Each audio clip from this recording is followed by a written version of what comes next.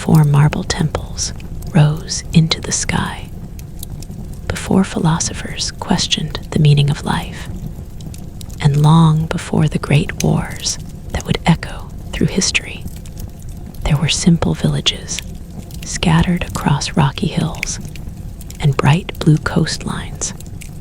To understand how Greek people lived their lives, we must begin not with kings or gods, but with the land itself.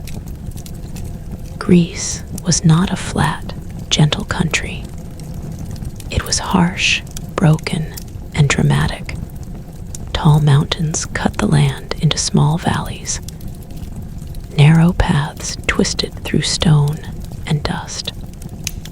The sea was never far away.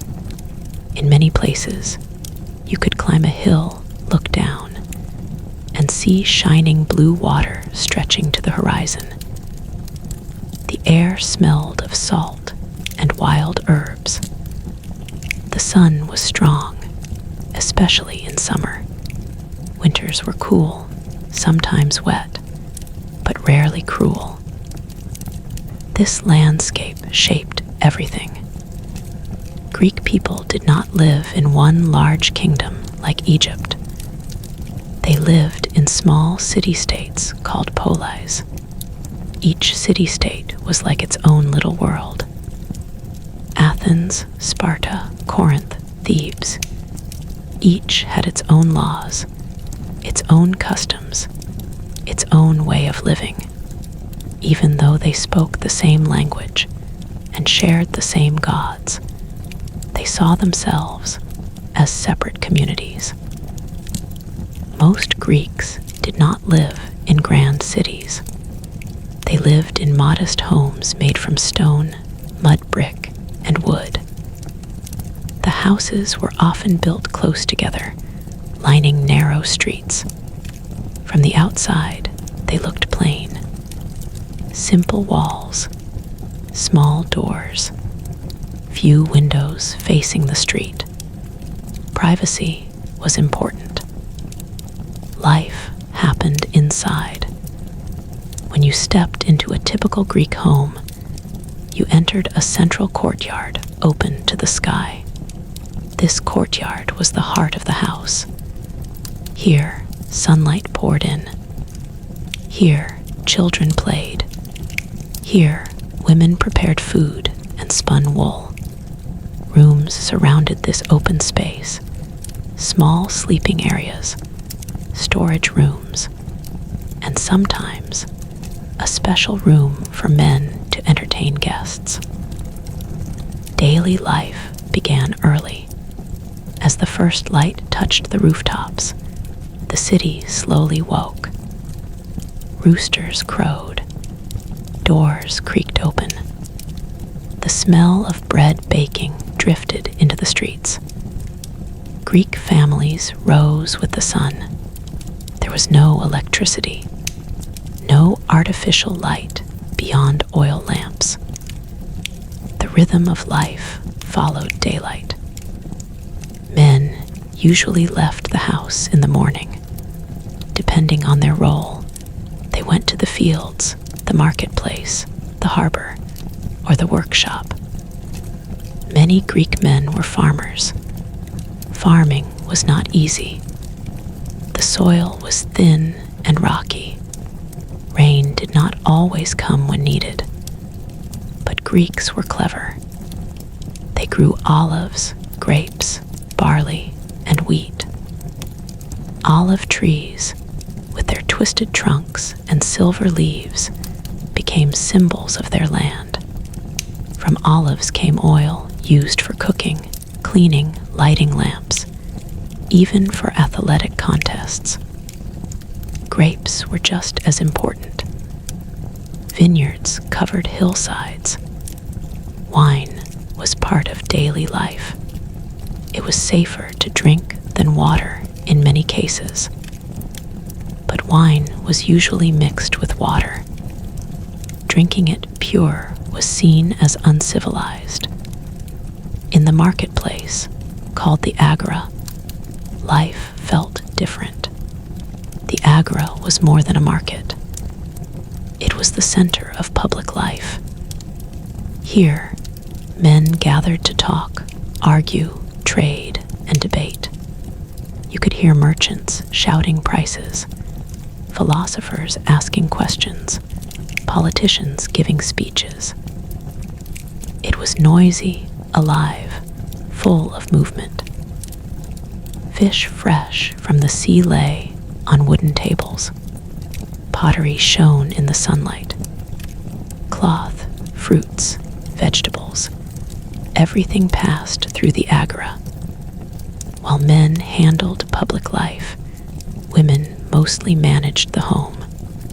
Their world was different, but no less important.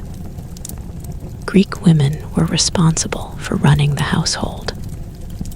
They prepared meals, wove cloth, raised children, and managed servants if the family had any. Weaving was especially valued. Large wooden looms stood in many homes. The steady rhythm of thread being pulled tight was a common sound. Children grew up quickly. Boys and girls both helped their families from a young age. But their paths soon separated. Boys, especially in places like Athens, were taught reading, writing, music, and physical training. Education was important for creating good citizens.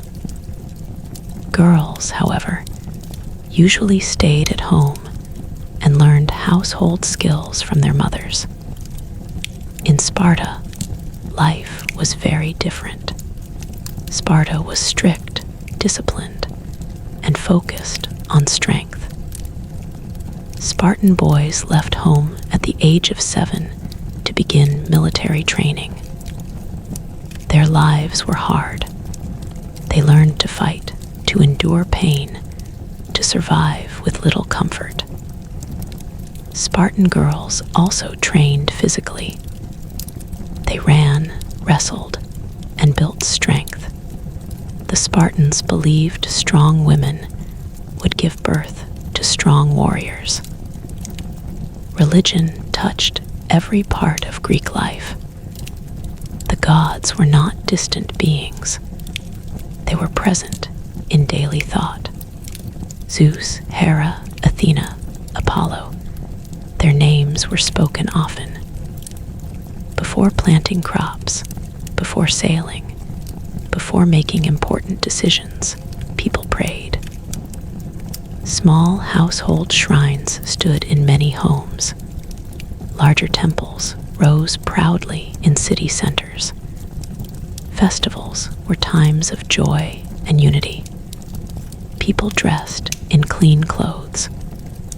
Music filled the air. Sacrifices were made to honor the gods. Animals were offered, and the meat was shared among the community. These events brought people together. For a moment, daily worries faded. Yet life was not easy. Disease was common. Medical knowledge was limited. A simple infection could become deadly. Wars between city-states were frequent. Men might leave for battle and never return. Slavery was also part of Greek society. Many households owned slaves.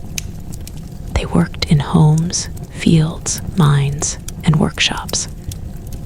Their lives were harsh, and they had little freedom. Still, despite hardship, Greek life had rhythm and meaning.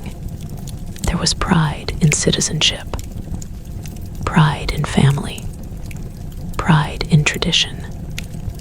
People found joy in small things, in shared meals, in storytelling, in music played on a lyre as the sun set over the hills. As evening approached, the streets grew quieter. Men returned home. Families gathered for dinner. Oil lamps flickered in the dark.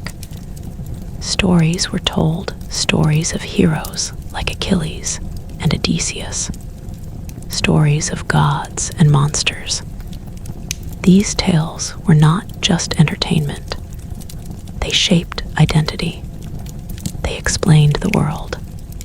And under the vast Greek sky, filled with stars that seemed close enough to touch, life moved forward day by day, season by season.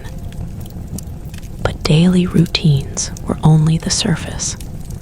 Beneath them were deeper systems: politics, philosophy, warfare, trade, forces that shaped how Greeks understood themselves and their place in the world. To truly see how Greek people lived, we must step beyond the home and into the public life of the polis, where democracy was born, and where the idea of citizenship changed history forever. And that is where our journey continues. As the sun rises over the rooftops of Athens, the city slowly begins to stir again. But today, we are not following the farmers or the women weaving in their courtyards. Today, we step into the heart of public life, into the world that made Greece different from every other civilization of its time. The polis was more than a city. It was a community of citizens. It was identity. It was pride. To be Athenian was not simply to live in Athens. It was to belong to something powerful, something shared. In Athens, free adult men were citizens. Citizenship meant responsibility. It meant participation. It meant having a voice. Imagine walking through the narrow streets toward the Phoenix Hill, just west of the Acropolis. The morning air is cool. Groups of men gather, talking seriously. Some are farmers who have left their fields for the day. Others are craftsmen, merchants, soldiers.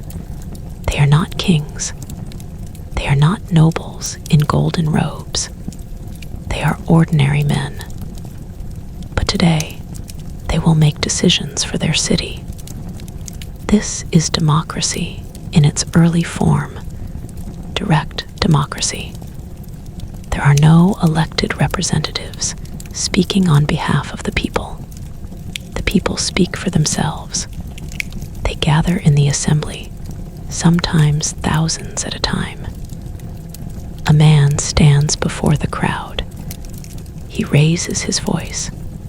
He proposes a law, a plan for war, a change in policy. Others respond. Some shout in agreement. Others argue fiercely. The debates can be loud, emotional, even chaotic. But this is how decisions are made. Not everyone could participate. Women, slaves, and foreigners were excluded. Yet even with its limits, this system was revolutionary. In a world ruled by kings and emperors, Athens trusted its citizens to rule themselves, and this trust shaped daily life. A young Athenian boy growing up knew that one day he would stand in that assembly. He would have a vote. His education prepared him for this responsibility. Boys were taught rhetoric, the art of speaking well. They learned how to argue clearly, how to persuade others. Words were powerful in Greece. A strong speech could change the course of history, but democracy was not perfect. It required time and attention. Citizens had to show up. They had to care. Some were paid small amounts to attend meetings. so even poor citizens could participate. Still, politics could be dangerous.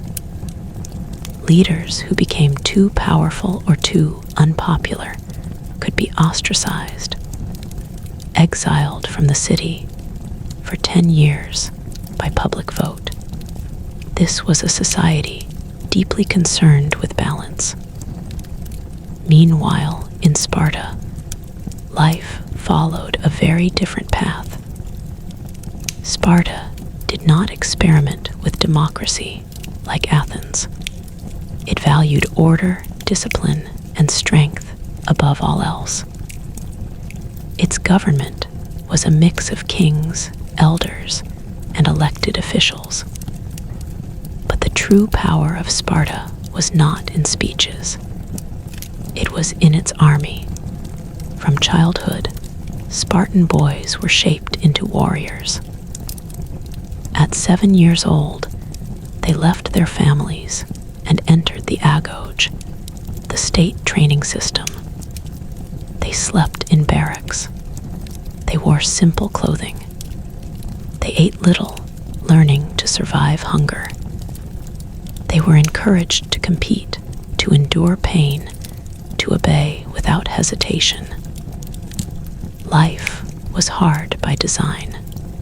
The Spartans believed comfort created weakness, and weakness meant defeat. Their entire society was built around preparation for war. Even Spartan women were expected to be strong. They owned property. They exercised openly. They spoke their minds more freely than women in other Greek cities. In both Athens and Sparta, public identity mattered deeply. Festivals, military service, and political participation connected individuals to their community. And then there were the courts. Justice in Greece was also public. Large juries, sometimes made up of hundreds of citizens, listened to cases. There were no professional lawyers like today. A man accused of a crime had to defend himself. He stood before the jury and spoke in his own defense. He tried to convince them of his innocence. It was intimidating, powerful, personal. Punishments could be harsh. Fines, exile, loss of citizenship, even death. But justice was seen as a shared responsibility. The community decided together. Beyond politics and law, public life also included philosophy. In the busy agora of Athens, you might see a strange figure walking barefoot, asking questions that make people uncomfortable. This was Socrates. He did not teach in a classroom. He spoke in the streets. He asked simple questions that had no simple answers. What is justice? What is virtue? What is a good life? Young men gathered around him. Some admired him.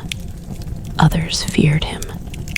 His method was not to give answers, but to challenge assumptions, to push people to think deeper. Philosophy became a part of everyday culture in Athens. Later, Plato would establish the academy. Aristotle would teach in the Lyceum. These schools were not hidden away. They were active spaces of discussion and learning. Imagine being a young citizen walking past these thinkers, hearing arguments about ethics, politics, science. Ideas flowed through the city like wind. And yet, outside the intellectual debates and political assemblies, ordinary life continued. Ships arrived at the harbor of Piraeus. bringing goods from Egypt, Persia, and beyond. Trade expanded Greek influence. Olive oil, pottery, wine, these traveled across the Mediterranean. In return came grain, luxury items, new ideas. Greek sailors were skilled. The sea was both friend and danger. Storms could destroy ships in moments. Pirates lurked in hidden coves. But trade brought wealth, and wealth built temples, theaters, and stronger walls. As the day fades into evening, the city shifts again. Men gather for symposia, drinking parties held in private homes. They recline on couches. Wine is poured. Music plays softly. Conversations turn philosophical, political, sometimes playful. Poetry is recited. Debates continue into the night. But these gatherings were not wild chaos. There were rules. There was structure. Drinking was mixed with discussion. It was a social ritual, a bonding experience. Back in quieter homes, women continue their work. Children prepare for sleep. Slaves finish their tasks. The oil lamps flicker once more against whitewashed walls. Life in ancient Greece was a balance between private and public, between home and city, between family duty and civic responsibility. And yet, this balance would not last peacefully forever. Rivalries grew between city-states. Ambition clashed with fear. Athens expanded its power across the sea. Sparta watched carefully.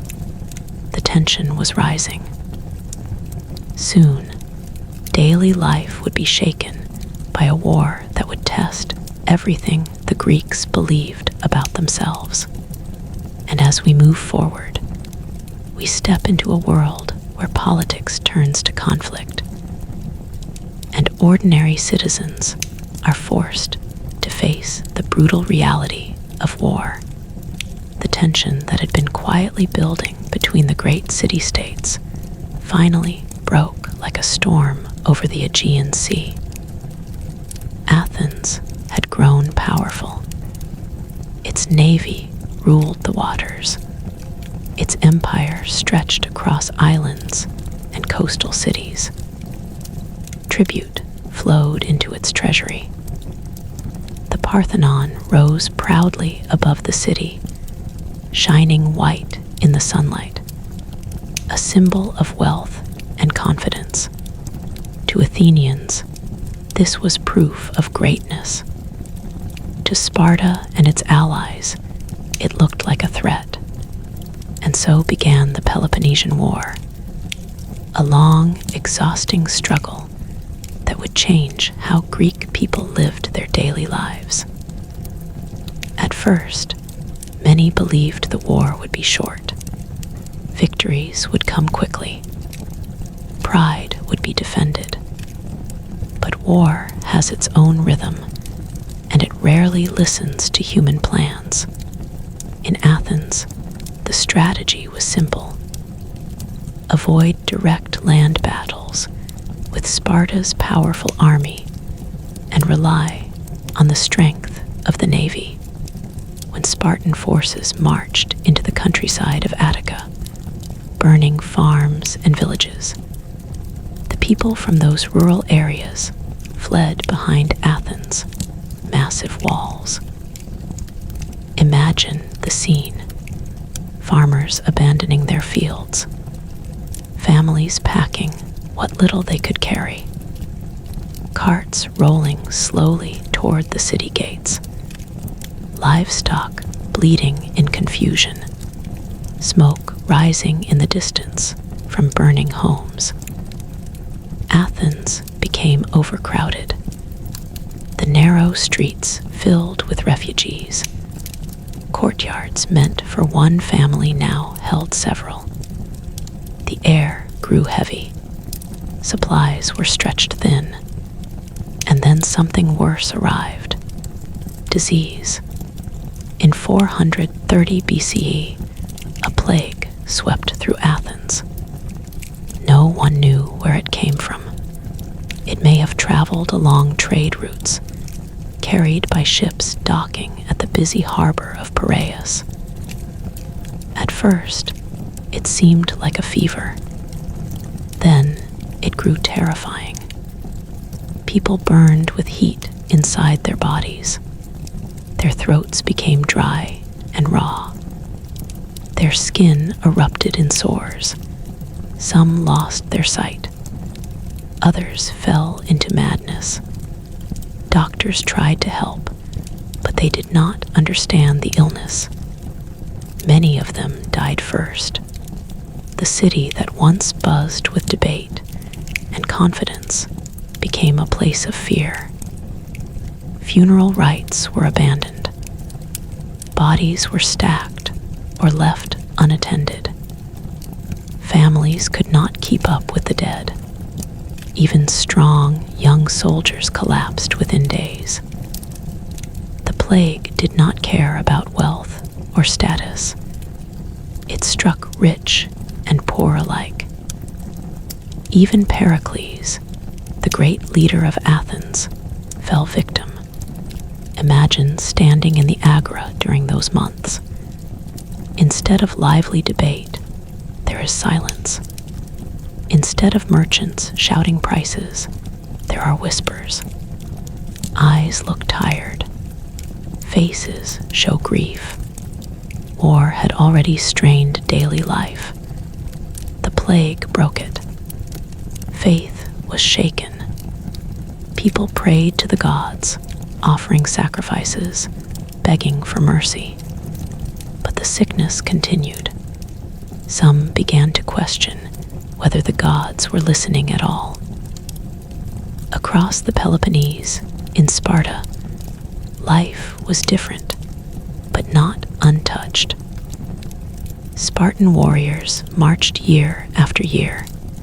They were disciplined, prepared for hardship. Yet war dragged on longer than expected. Resources were strained. Allies demanded attention.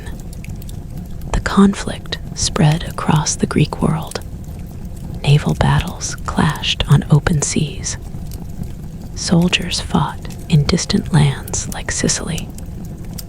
Young men who once debated philosophy now held spears and shields.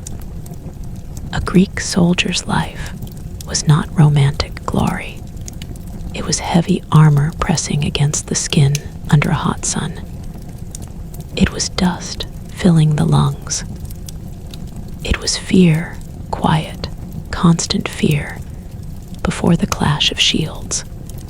The typical hoplite carried a round shield, a spear, a helmet, and body armor made of bronze or leather. They fought in tight formations called phalanxes, standing shoulder to shoulder. Discipline mattered. One man breaking formation could mean disaster for all. When battle began, it was chaos. The sound of metal striking metal, the shouting of commanders, the screams of the wounded, the smell of sweat and blood. Victory and defeat could be decided in moments. And when the battle ended, the survivors returned home changed. Families waited anxiously for news. Mothers, wives, and children watched the road leading into the city, hoping to see familiar faces. Sometimes they did. Sometimes they did not. Years passed. The war dragged on for nearly 3 decades. A whole generation grew up knowing nothing but conflict. Economic life suffered. Trade routes were disrupted. Fields were destroyed repeatedly. Slaves ran away during chaos. Prices rose. Food became scarce at times. The spirit of the Greek world shifted. Athens, once proud and bold, grew desperate. It launched a massive expedition to Sicily, hoping to gain advantage. It ended in disaster. Ships were destroyed. Soldiers were captured or killed. The loss shocked the city. Confidence turned to anxiety. Sparta, supported by Persian money and ships, slowly gained the upper hand. In 404 BCE, Athens surrendered. Its walls were torn down. Its navy was reduced. Its empire collapsed. For ordinary Athenians, the defeat was more than political. It was personal. They had believed in their city's greatness. They had trusted in democracy and naval power. Now they faced humiliation and uncertainty. Sparta briefly became the dominant power in Greece, but its rule was not gentle. It placed oligarchies, small groups of rulers, in conquered cities. Resentment grew. The war had drained everyone. The fields still needed tending. Children still needed raising. Bread still needed baking. But something had changed inside the Greek world. The endless competition between city-states had weakened them all. And in the quiet years after the war, as people tried to rebuild their homes and lives, a new power was rising to the north. Macedon.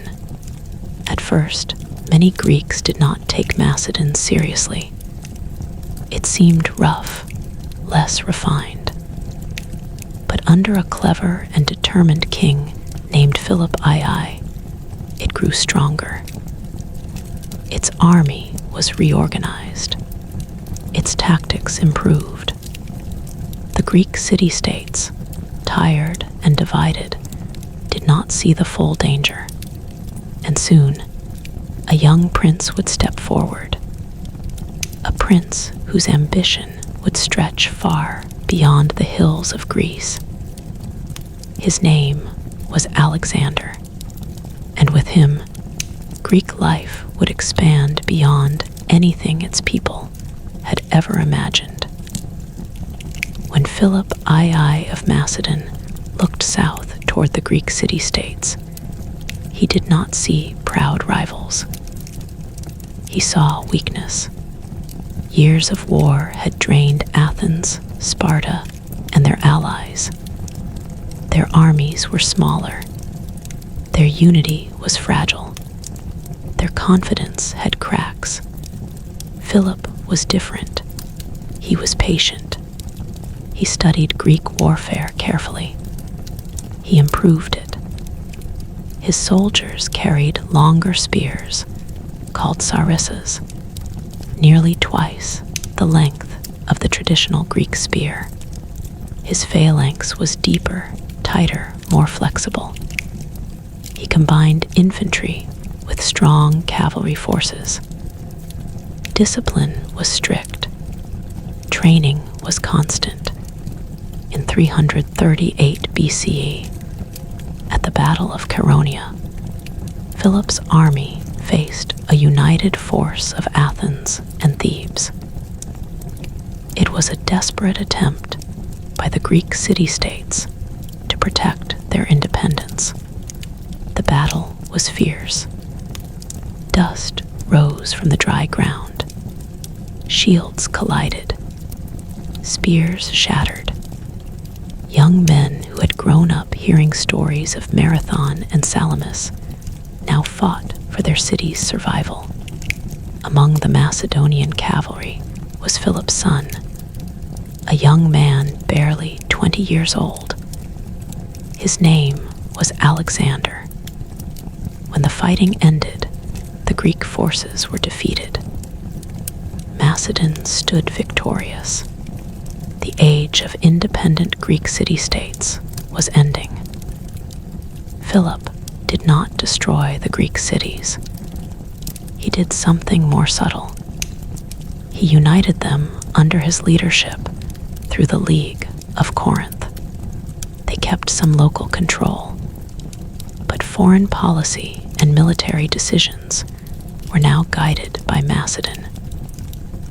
For ordinary Greek citizens, daily life continued: farming, trade, family, festivals.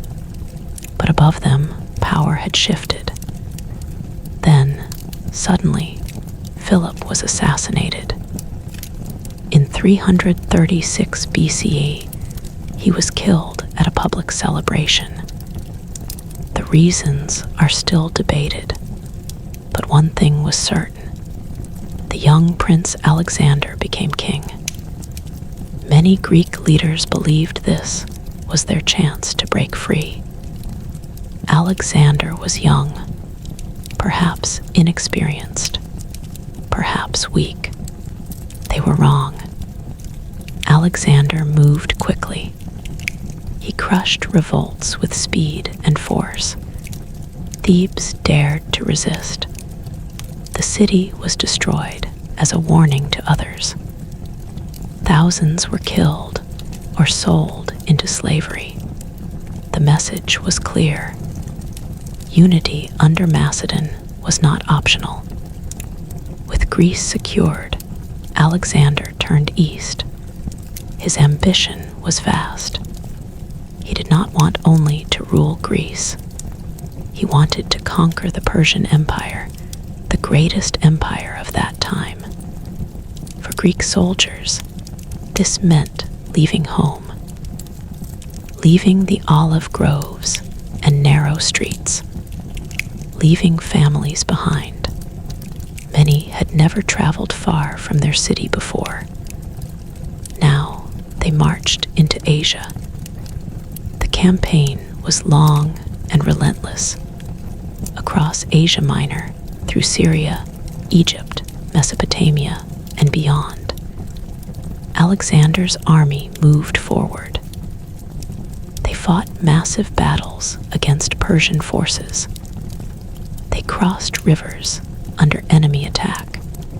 They endured heat, hunger, and exhaustion. But they kept winning. At the Battle of Issus, and later at Gaugamela, Alexander defeated King Darius III of Persia. The once mighty Persian Empire began to collapse. Greek culture traveled with the army.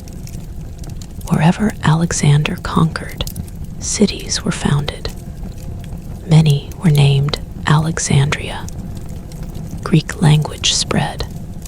Greek art, architecture, and ideas blended with local traditions.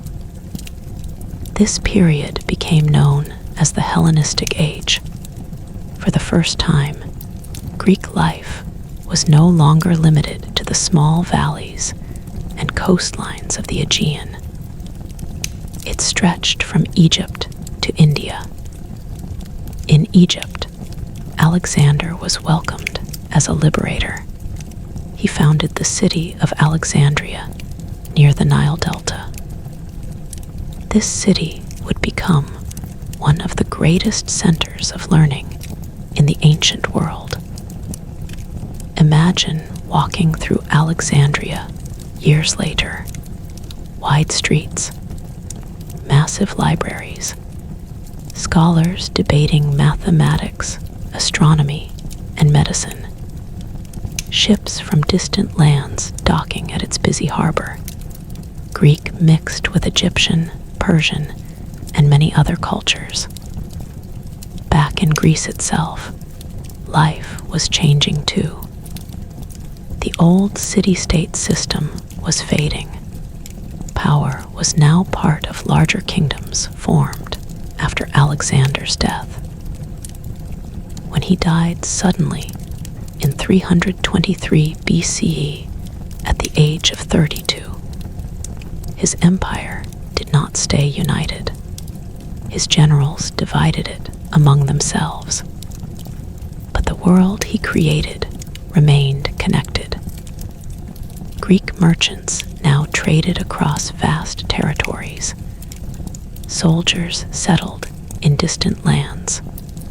Artists and thinkers traveled freely between cities. Daily life for ordinary Greeks began to include new influences. Foreign spices appeared in markets. New clothing styles spread. Ideas mixed and blended. Philosophy evolved as well. In this new, larger world, people began asking different questions.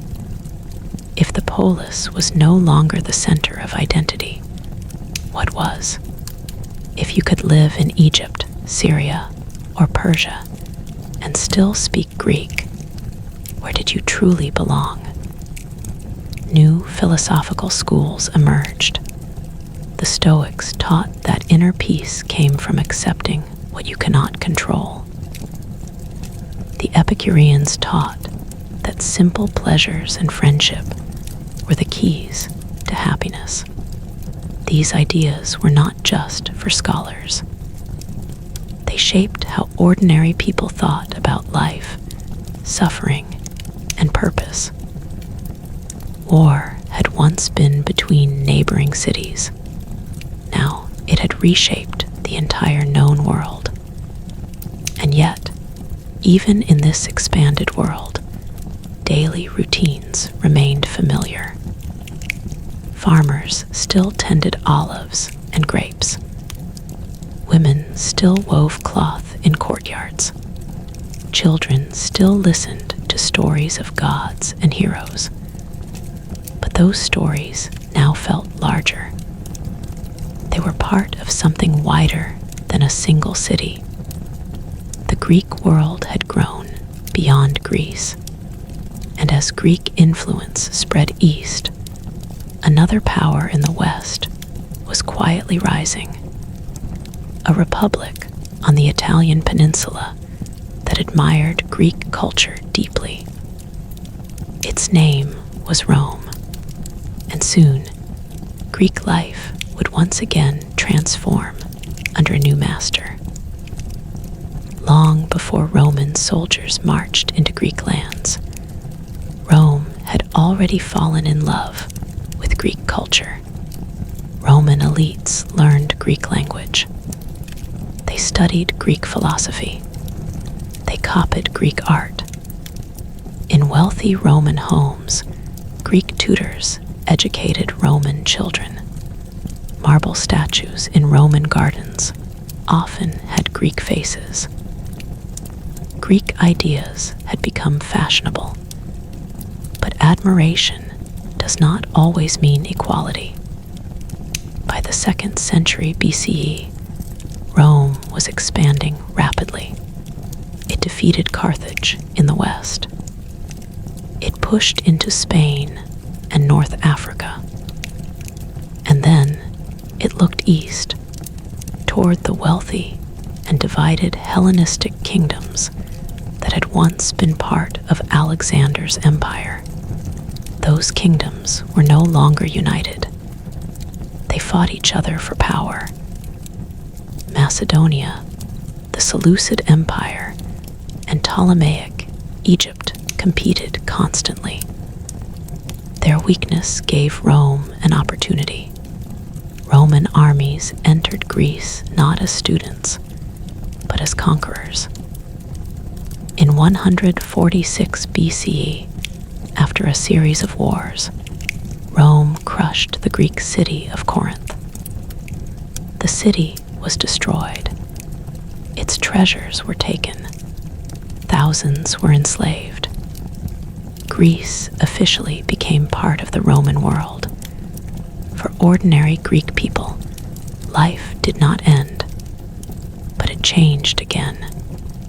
Greek cities still stood. Temples cathedrals still rose above hills. Markets still buzzed with trade. But now Roman officials governed from above. Taxes were collected for Rome. Military power belonged to Rome. And yet something surprising happened. Rome ruled Greece politically, but Greece continued to rule Rome culturally. Greek remained the language of education in the Eastern Mediterranean. Philosophers continued teaching. Theaters still performed Greek tragedies written centuries earlier. The works of Homer were still memorized and recited. If you walked through Athens during Roman times, you might see Roman senators visiting as tourists. They came to see the Parthenon. They came to study at philosophical schools. They admired what they had conquered. Daily life for Greeks during Roman rule was a mixture of continuity and adjustment. Farmers still worked the same rocky soil. Olive groves still shimmered under the sun. Fishing boats still left harbor at dawn. But Roman roads improved travel. Roman aqueducts improved water supply in some cities. Trade networks expanded even further. Greek merchants now had access to a massive Roman market stretching from Britain to Egypt. Urban life continued to center around the agora, though Roman-style forums also appeared. Bathhouses became more common, following Roman habits. Public buildings grew larger and more complex. Religion also evolved. Traditional Greek gods were still worshipped. Zeus, Athena, Apollo, their temples still stood. But Roman gods, often similar in form, blended with Greek ones. Zeus became associated with Jupiter, Aphrodite with Venus. The lines blurred. In the 1st century CE, something new began quietly in the Eastern Mediterranean. A small religious movement centered around the teachings of Jesus of Nazareth. At first, it seemed small, almost unnoticed among the many cults and religions of the Roman world. But it spread. Greek cities like Corinth, Thessalonica, and Ephesus became important centers for early Christian communities. Letters were written in Greek. Sermons were preached in Greek. The Greek language became essential in spreading this new faith. Over time, Christianity grew stronger. By the 4th century CE, Emperor Constantine legalized Christianity. Later, it became the dominant religion of the Roman Empire. For Greek people, this marked another deep transformation. Temples that had stood for centuries slowly lost their importance. Some were abandoned. Some were converted into churches. Public festivals honoring the old gods faded. New Christian holidays emerged. Imagine standing in Athens during this period. The Parthenon still rises above the city, but its meaning is shifting. Priests of Athena are gone. Christian clergy begin to preach in new churches. The spiritual world that shaped Greek life for nearly 1,000 years is slowly changing. Family life remained central. Marriage was important for stability and inheritance. Children were still expected to honor parents. Education still valued rhetoric and philosophy, though Christian teachings influenced moral lessons more strongly over time. Slavery continued to exist under Roman rule. Slaves worked in households, farms, mines, and workshops. Some gained freedom over time, but many lived hard lives. Economically, some Greek cities prospered under Roman peace, the Pax Romana. Fewer internal wars meant safer trade routes. Piracy declined. Goods moved more freely across the Mediterranean, but not everything was stable. In the later centuries of the Roman Empire, political instability grew. Emperors changed rapidly. Civil wars erupted. Barbarian groups pressed against the empire's borders. The western part of the Roman Empire eventually collapsed in the 5th century CE. But the eastern part, centered in Constantinople, survived. This Eastern Empire, later known as the Byzantine Empire, was deeply Greek in language and culture. Constantinople, founded by Constantine in 330 CE, became a powerful city. Greek language dominated administration and daily life. Greek identity transformed once more, now blending Roman political structure with Christian belief and ancient heritage. If you walked through a Byzantine Greek city, you would hear church bells instead of temple chants. You would see mosaics of saints instead of statues of gods. But the language spoken in markets, homes, and schools was still Greek. Through centuries of conquest, war, empire, and religion, Greek people adapted. They were farmers under city-states, citizens under democracy, subjects under Macedon, influencers under Rome, believers under Christianity. And yet, through it all, daily life continued in familiar rhythms. Sunrise over stone houses, olives harvested in autumn, children learning letters, elders telling stories. But the Greek world would face another great transformation, one that would test its identity even more deeply. From the east, new armies would rise. New flags would fly over ancient cities. And once again, the lives of Greek people would change under the weight of history. As centuries passed, the Eastern Roman world slowly became something new. The empire centered in Constantinople no longer looked like ancient Rome. Latin faded from daily speech. Greek became the language of government, trade, and prayer. The people did not call themselves Byzantines. They still saw themselves as Romans, but their culture, their thoughts, their daily lives were deeply Greek. This was the Byzantine Empire.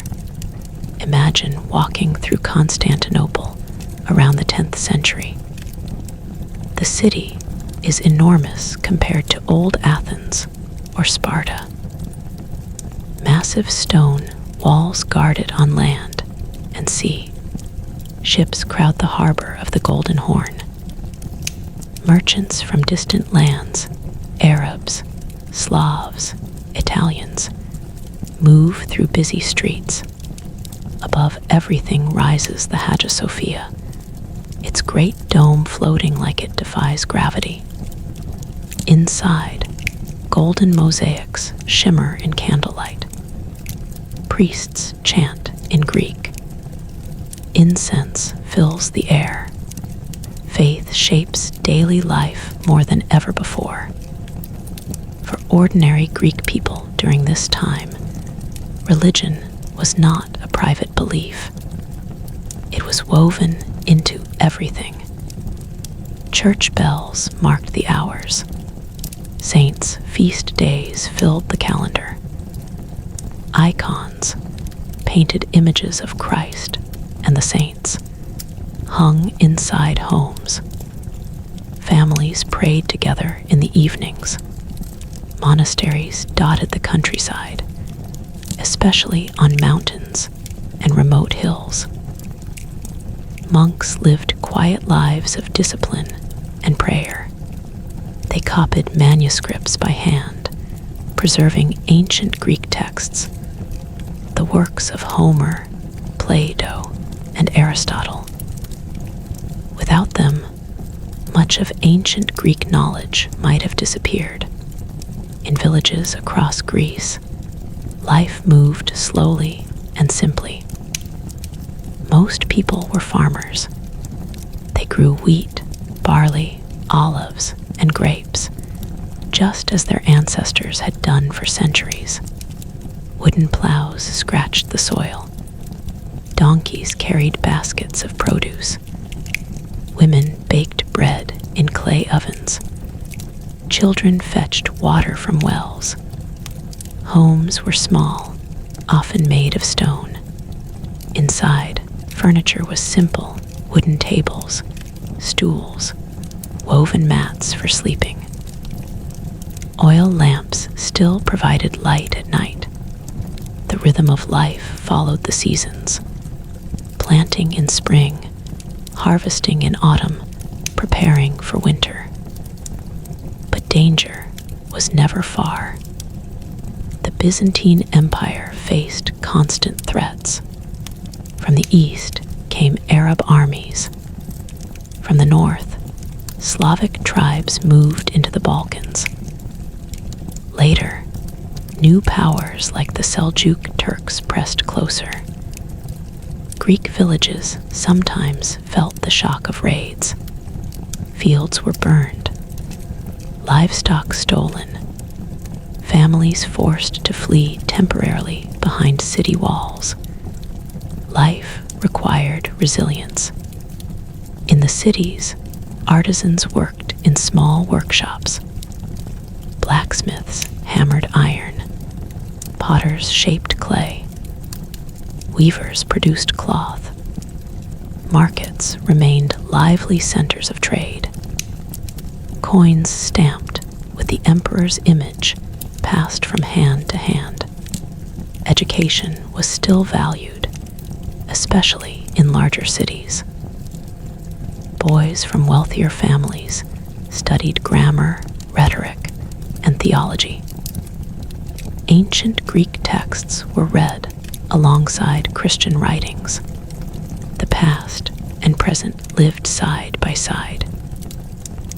Women's lives remained centered around the home, though noblewomen sometimes influenced politics behind palace walls. In rural areas, women worked alongside men in fields. Survival required cooperation. Then came a moment that changed everything. In 1204, during the Fourth Crusade, Western European crusaders, who were supposed to fight Muslims in the Holy Land, turned against Constantinople instead. They attacked the city. They broke through its mighty walls. The sack of Constantinople was brutal. Churches were looted. Homes were destroyed. Art treasures were stolen. The once glorious capital of the Eastern world was left wounded. For Greek people, this felt like betrayal. Christian had attacked Christian. The empire fractured.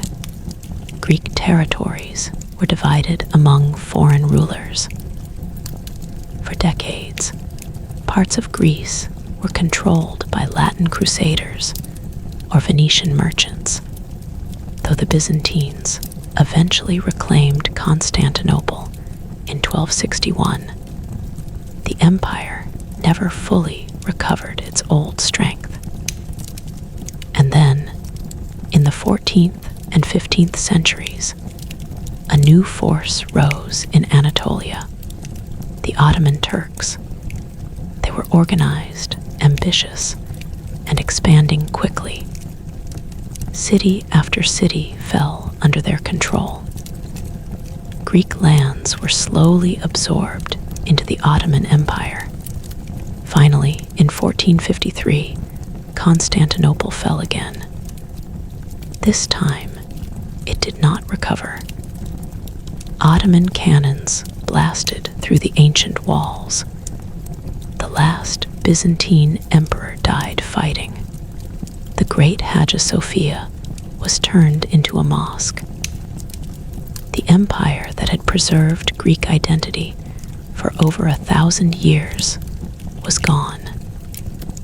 For Greek people, life entered another chapter. Under Ottoman rule, Greeks were allowed to practice Christianity, but they were subjects of a Muslim empire. They paid special taxes. They lived under Ottoman governors. Some Greek boys were taken through the Devshirme system and trained as Janissary soldiers for the Ottoman state. Yet, Greek culture did not vanish. In villages and towns, families continued to speak Greek. Priests continued to preach. Folk songs were sung. Stories of ancient glory were whispered. The Orthodox Church became a central protector of identity. Life was often hard. Heavy taxation weighed on farmers. Opportunities were limited, but trade slowly grew again in some areas. Greek merchants became important intermediaries in Mediterranean commerce. Over generations, a quiet sense of memory remained. Memories of ancient Athens, of Alexander, of Byzantium, of independence. Children grew up hearing stories not only of saints, but of heroes from long ago. There was a feeling, quiet but steady, that one day things might change. And in the 18th and early 19th centuries, new ideas began to spread across Europe. Ideas of nationalism, ideas of freedom, ideas that would reach the villages and islands of Greece and awaken something powerful that had been sleeping for centuries. For nearly 400 years, Greek lands lived under Ottoman rule. Generations were born who had never seen a Greek king. Children grew up under the shadow of Ottoman officials. Taxes were collected in the name of the Sultan. Soldiers marched under foreign banners. Yet inside homes, in quiet villages, something continued to burn. Memory. In small stone churches hidden in mountain valleys, priests whispered prayers in Greek. Icons flickered in candlelight. Old hymns echoed against ancient walls. In homes, grandfathers told stories of Constantinople, how it once stood as the center of the world. Mothers sang lullabies filled with words older than the empire that ruled them. Life under Ottoman rule was not constant war, but it was not equal either. Greek Christians were allowed to practice their religion, but they were second-class subjects. They paid extra taxes. They could not carry weapons freely. They They needed permission to build new churches. Some prospered in trade and shipping, especially on islands like Hydra and Chios. But most remained farmers working hard soil under a heavy system. In villages, daily life remained simple and familiar. The sun still rose over olive groves. Men walked behind wooden plows. Women carried baskets of bread and figs. Children ran through narrow streets, their laughter echoing between stone houses.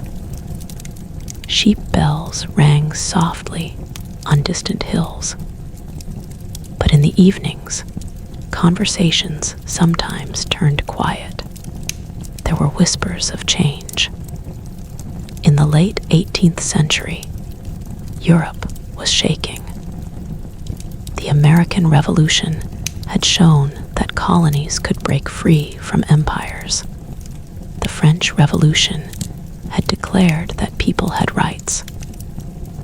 Words like liberty and nation spread across borders.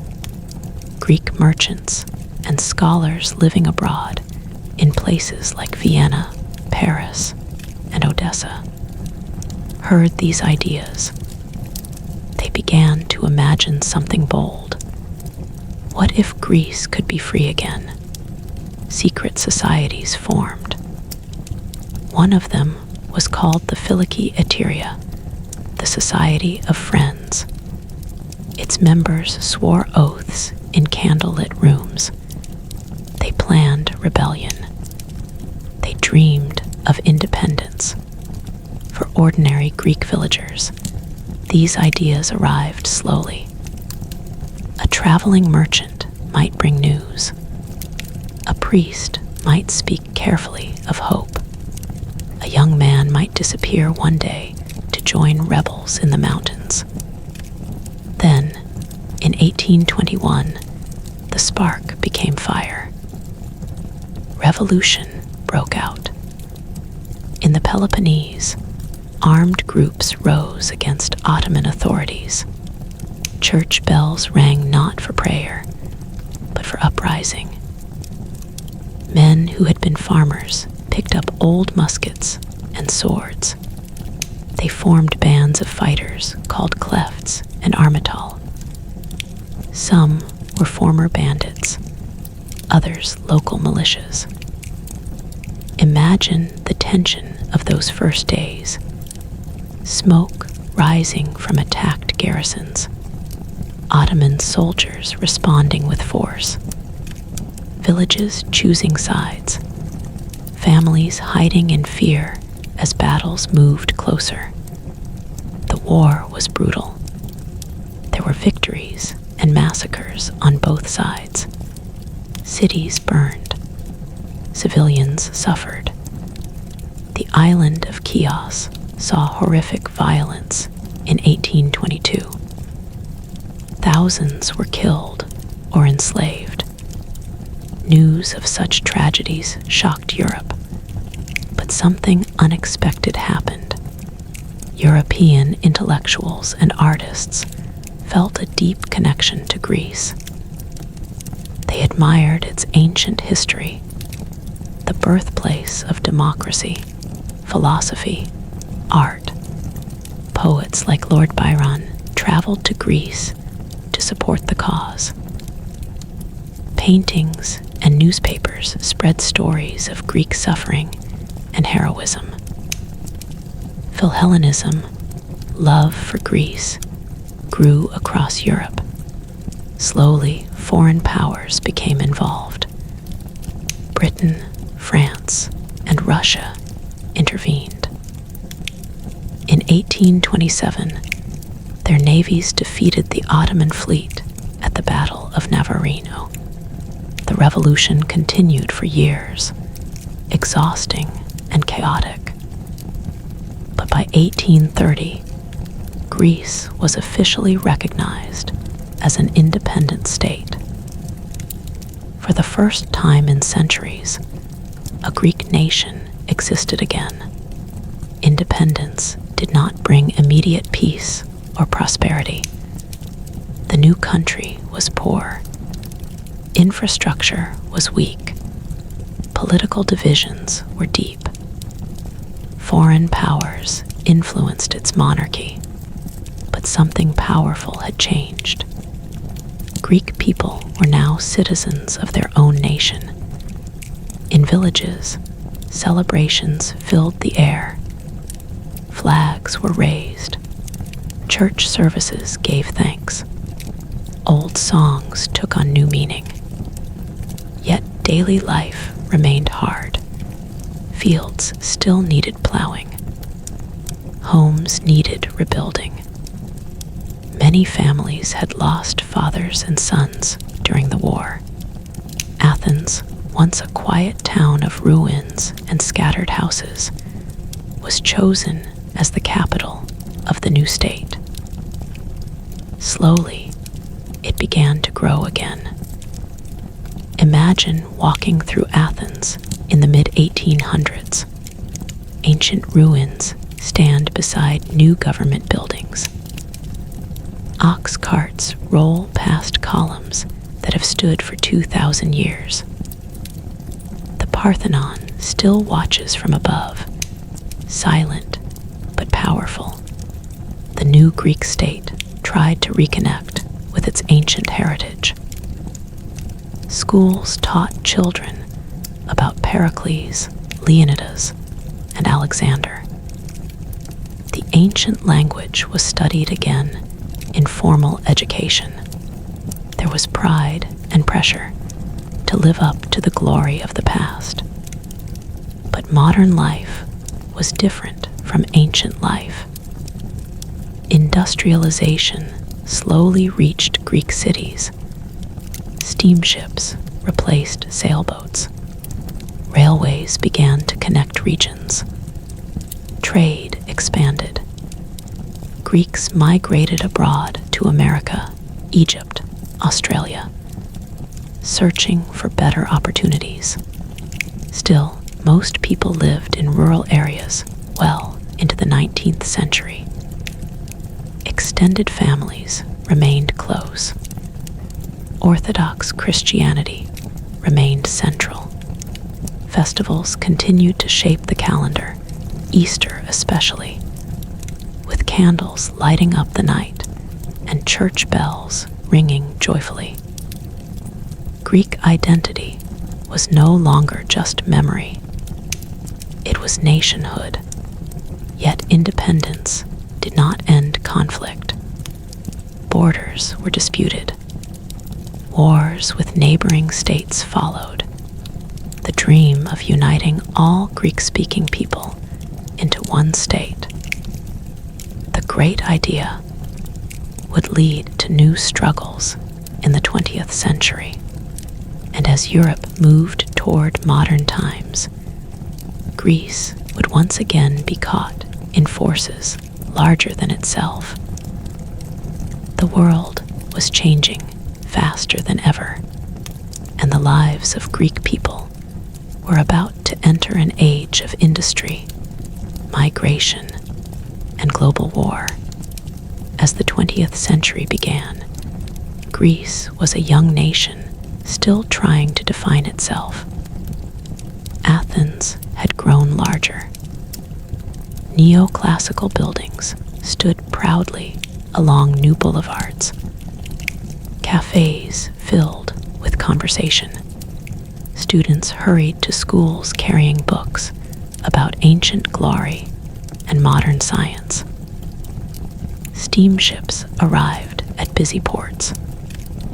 Railways linked cities that had once felt distant. But beneath this sense of progress, tension was building again. The dream of the great idea, uniting all Greeks into one state, remained powerful. Many Greeks still lived outside the borders of the young kingdom, especially in Asia Minor, in cities like Smyrna, where Greek communities had thrived for centuries under Ottoman rule. When the First World War erupted in 1914, Greece found itself divided. King Constantine, I favored neutrality, partly because of his ties to Germany. Prime Minister Eleftherios Venizelos wanted to join the Allies. The country split politically in what became known as the National Schism. Imagine ordinary families trying to understand what was happening. Newspapers printed arguments. Politicians accused one another of betrayal. In cafes, men raised their voices in heated debates. Even within homes, brothers might disagree. Eventually, Greece joined the war on the Allied side. Greek soldiers marched north into Macedonia. Others prepared for campaigns beyond. The war ended in 1918, but peace did not bring calm. The Ottoman Empire collapsed. The map of the region was redrawn. Greece, encouraged by Allied powers, attempted to expand into Asia Minor, where many ethnic Greeks lived. At first, there was excitement. Greek troops landed in Smyrna in 1919. Flags waved. Church bells rang. Some believed history was correcting itself, that ancient Greek lands were finally returning home. But the situation was far more complicated. Turkish nationalist forces, led by Mustafa Kemal Atatürk, resisted fiercely. Fighting intensified. What began as hope turned into a brutal war. For Greek soldiers in Asia Minor, life became harsh and uncertain. Long marches under burning sun, limited supplies, growing resistance, fear in unfamiliar lands. Back in Greek villages, mothers waited for letters. Wives prayed in church. News traveled slowly, and rumors spread quickly. Then, in 1922, disaster struck. The Greek army was defeated.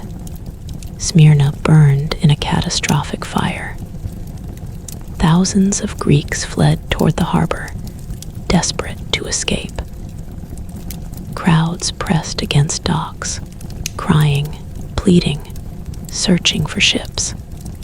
The Asia Minor catastrophe, as Greeks would later call it, shattered dreams. Soon after, a massive population exchange was arranged between Greece and the new Turkish Republic. Around 1.5 million Orthodox Christians from Turkey were forced to move to Greece. At the same time, hundreds of thousands of Muslims left Greece for Turkey. Imagine the human weight of that moment.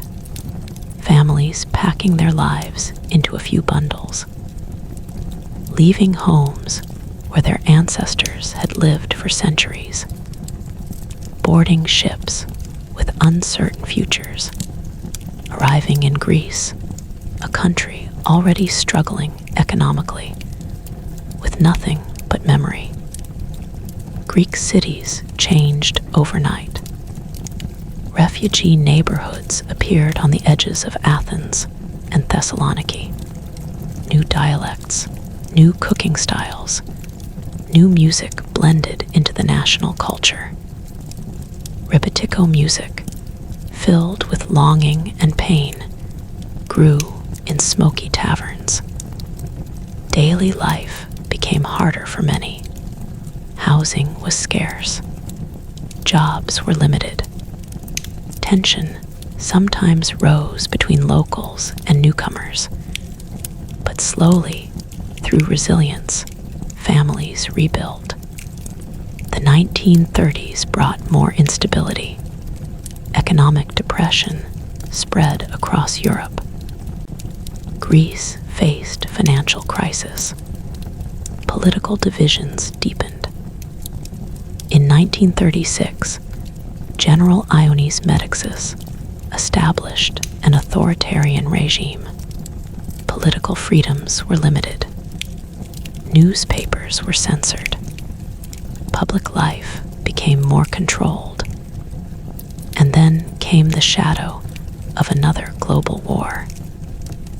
In 1940, fascist Italy invaded Greece from Albania.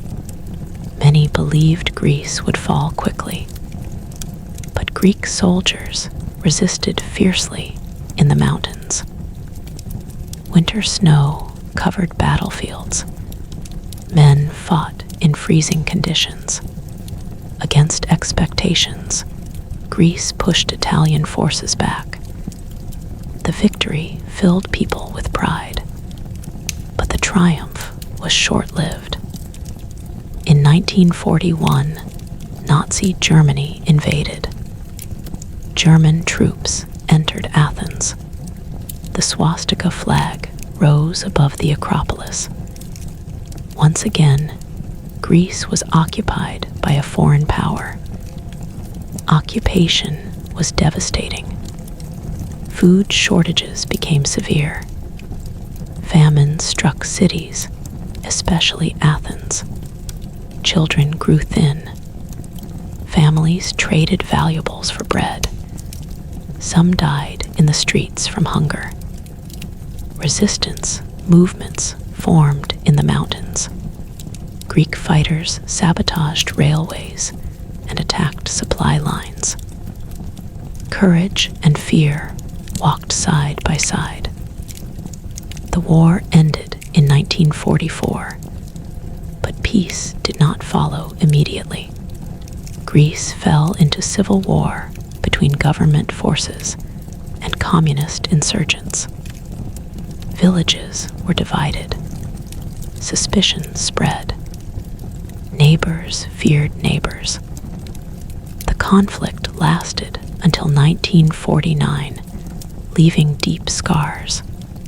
For ordinary Greek people, the first half of the 20th century had been relentless: war, displacement, hunger, division.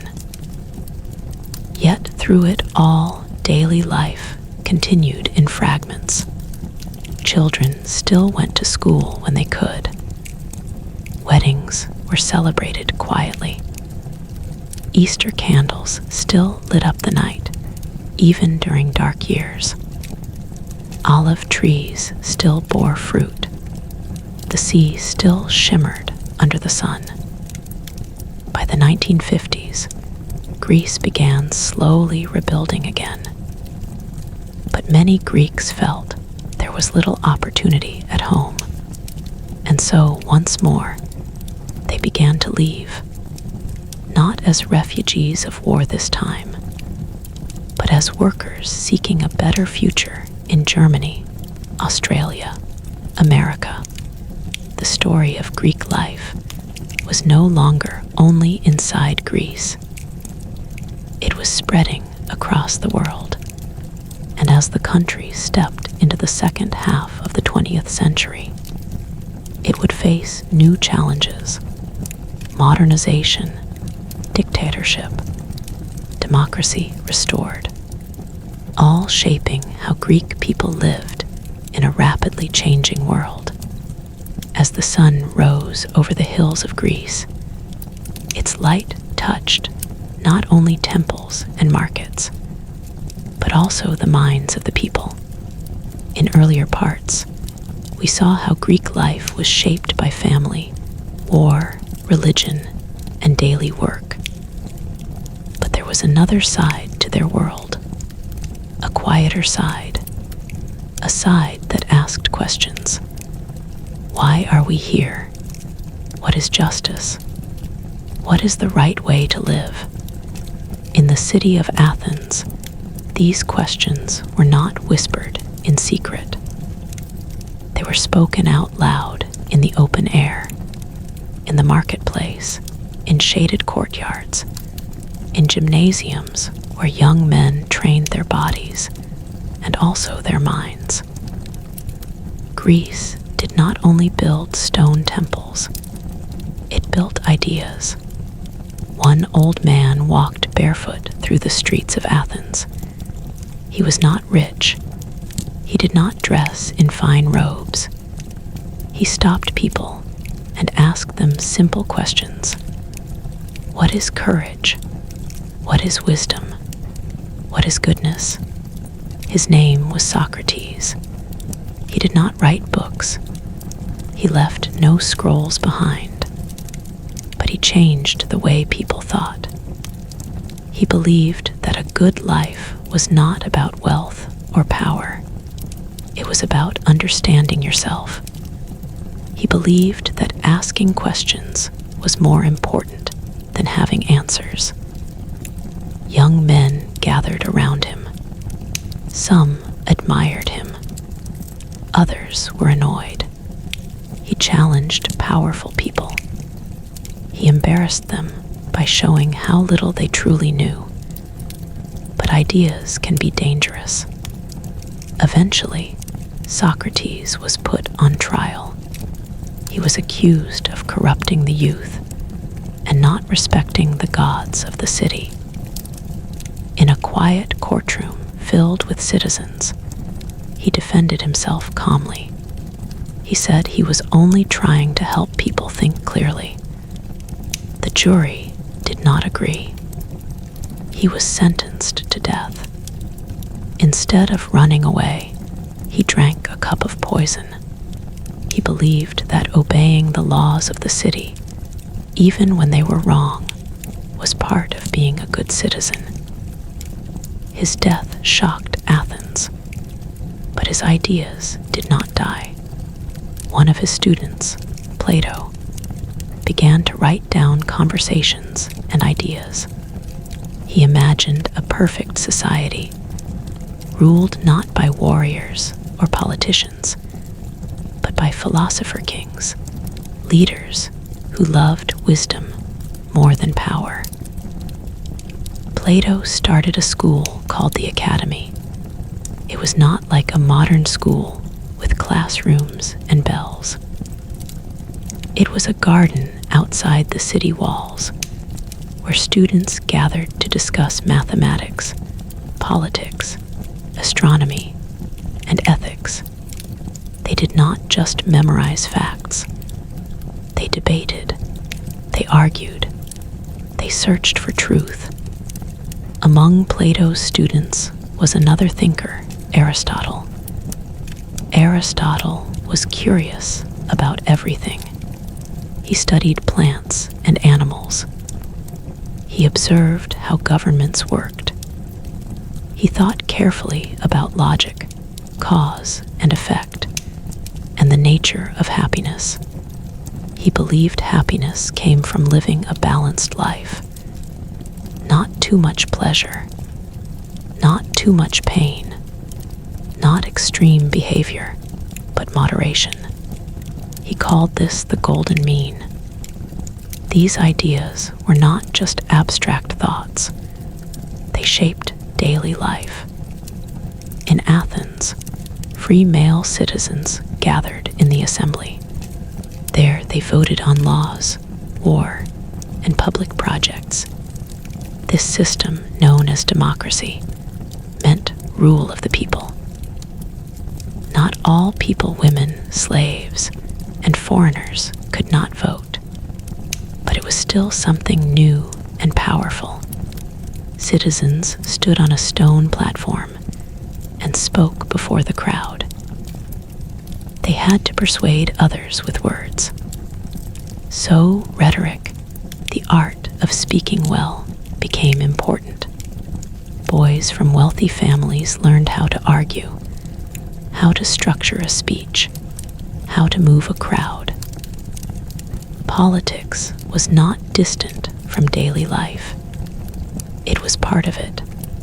Imagine standing in the assembly on a hot day, the sun beating down, hundreds of men listening. A speaker raises his hand. He speaks about sending ships to war. He warns of danger. Another man rises and disagrees. He says peace is wiser. Voices rise, murmurs spread. A vote is called. Hands lift into the air. In that moment, the future of the city changes. But Greek thought was not only about politics, it was also about the universe. Greek thinkers asked, what is everything made of? Is it earth, air, fire, and water? Or something smaller, invisible to the eye? Some proposed that all matter was made of tiny particles called atoms. Others studied the stars and tried to understand their movements. They noticed patterns. They measured shadows. They calculated distances. In the city of Miletus, early philosophers tried to explain the world without myths. Instead of saying thunder was caused by an angry god, they looked for natural reasons. This shift was quiet but powerful. It meant that the world could be understood through observation and reason. Even medicine changed. A physician named Hippocrates believed illness was not punishment from the gods, but a natural condition of the body. He observed symptoms carefully. He wrote down case histories. He encouraged doctors to study and learn. His approach laid the foundation for medical practice that would influence the world for centuries. Meanwhile, ordinary Greeks felt the presence of these ideas in small ways. A father teaching his son how to argue fairly. A citizen considering whether a law was just. A doctor examining a patient thoughtfully instead of offering only prayer. Ideas flowed through daily life like an invisible current. Yet this intellectual world existed beside harsh realities. Slavery still supported the economy. Women still had limited rights. War still threatened cities. Democracy could be unstable and emotional. Athens itself would face disaster during the long war with Sparta. Political mistakes, plague, and conflict weakened the city. The Golden Age would not last forever, but even as power shifted, even as cities rose and fell, the ideas remained. Greek life was never just about surviving. It was about thinking, questioning, searching, and as Greek culture spread beyond its original borders, carried by traders and later by conquerors, these ideas would travel with it. A young prince in the north was growing up, listening to the teachings of Aristotle. His name was Alexander, and soon his footsteps would carry Greek ways of life far beyond the Aegean Sea. But before armies marched across continents, before empires were born, we must understand the final piece of daily Greek life, how they faced aging, death, memory, and legacy.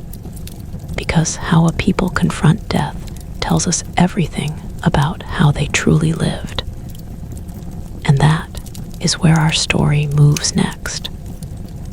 By the 1960s, Greece was changing again. Cities expanded quickly. Apartment buildings, polykatekes, rose in Athens, Thessaloniki, and Patras. Concrete replaced many old neoclassical houses. Streets filled with buses, scooters, and small cars. Radios played music from Europe and America. But beneath modernization, politics remained fragile. In 1967, a group of army officers seized power in a coup. Tanks rolled through Athens. Politicians were arrested. The Constitution was suspended. The military regime, often called the junta, began its rule. Imagine daily life under dictatorship. Newspapers printed only approved stories. Songs and books were censored. People were careful about what they said in public.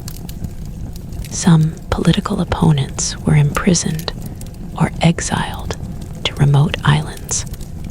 Fear was quiet but constant.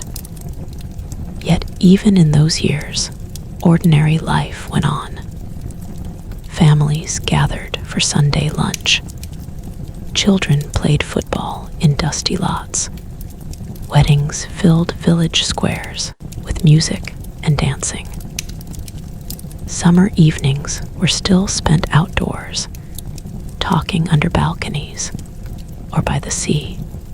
In 1973, students at the National Technical University of Athens, known as the Polytechnio, rose up against the regime. They occupied the campus and broadcast messages calling for freedom. Crowds gathered outside in support. Then came the tanks. The army forced its way in. The uprising was crushed, but it marked the beginning of the end.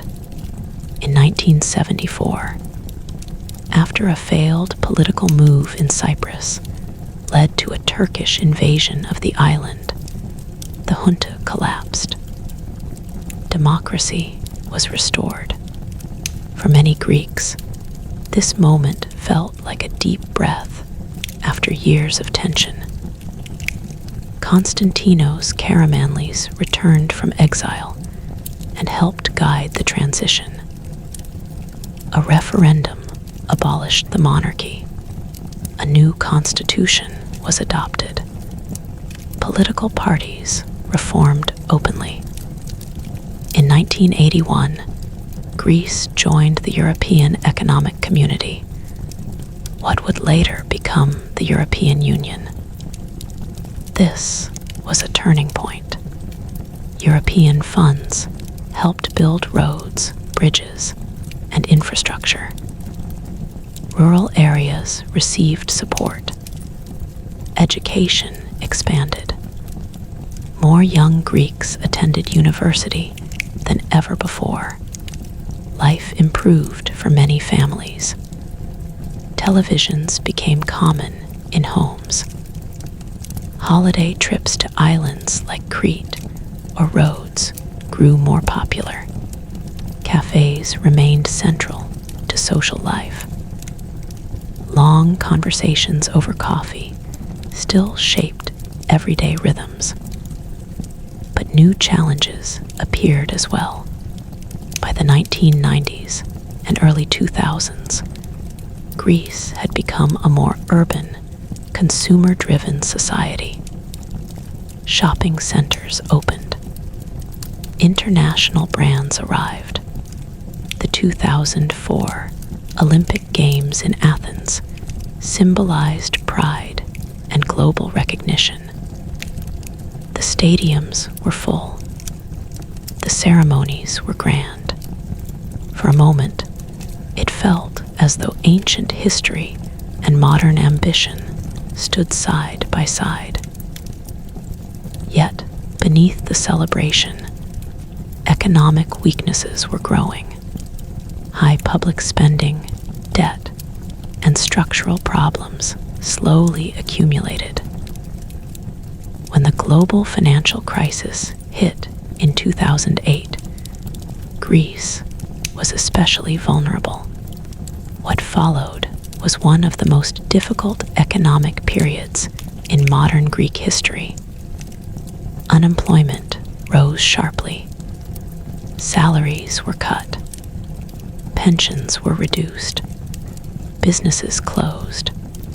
Young graduates struggled to find work. Some left the country once again, a new wave of migration, sometimes called the brain drain. Imagine daily life during those years. Parents worrying about bills. Grandparents using their pensions to support entire families. Long lines at government offices. Protests in Syntagma Square. Heated political debates, yet also resilience. Community kitchens formed. Neighbors helped neighbors. Families shared more closely than before. Cafes remained open, even if coffee lasted longer over fewer coins. Over time, gradual recovery began. Tourism remained strong. Greek islands continued to attract visitors from around the world. New startups appeared in technology and shipping. Cultural life stayed vibrant. Music, film, literature, and art, reflecting both struggle and hope. Today, Greece stands as a modern European democracy, shaped by ancient heritage, Ottoman memory, independence struggles, wars, dictatorship, migration, and economic crisis. But beyond politics and events, the deeper story has always been about ordinary life. Morning coffee rituals.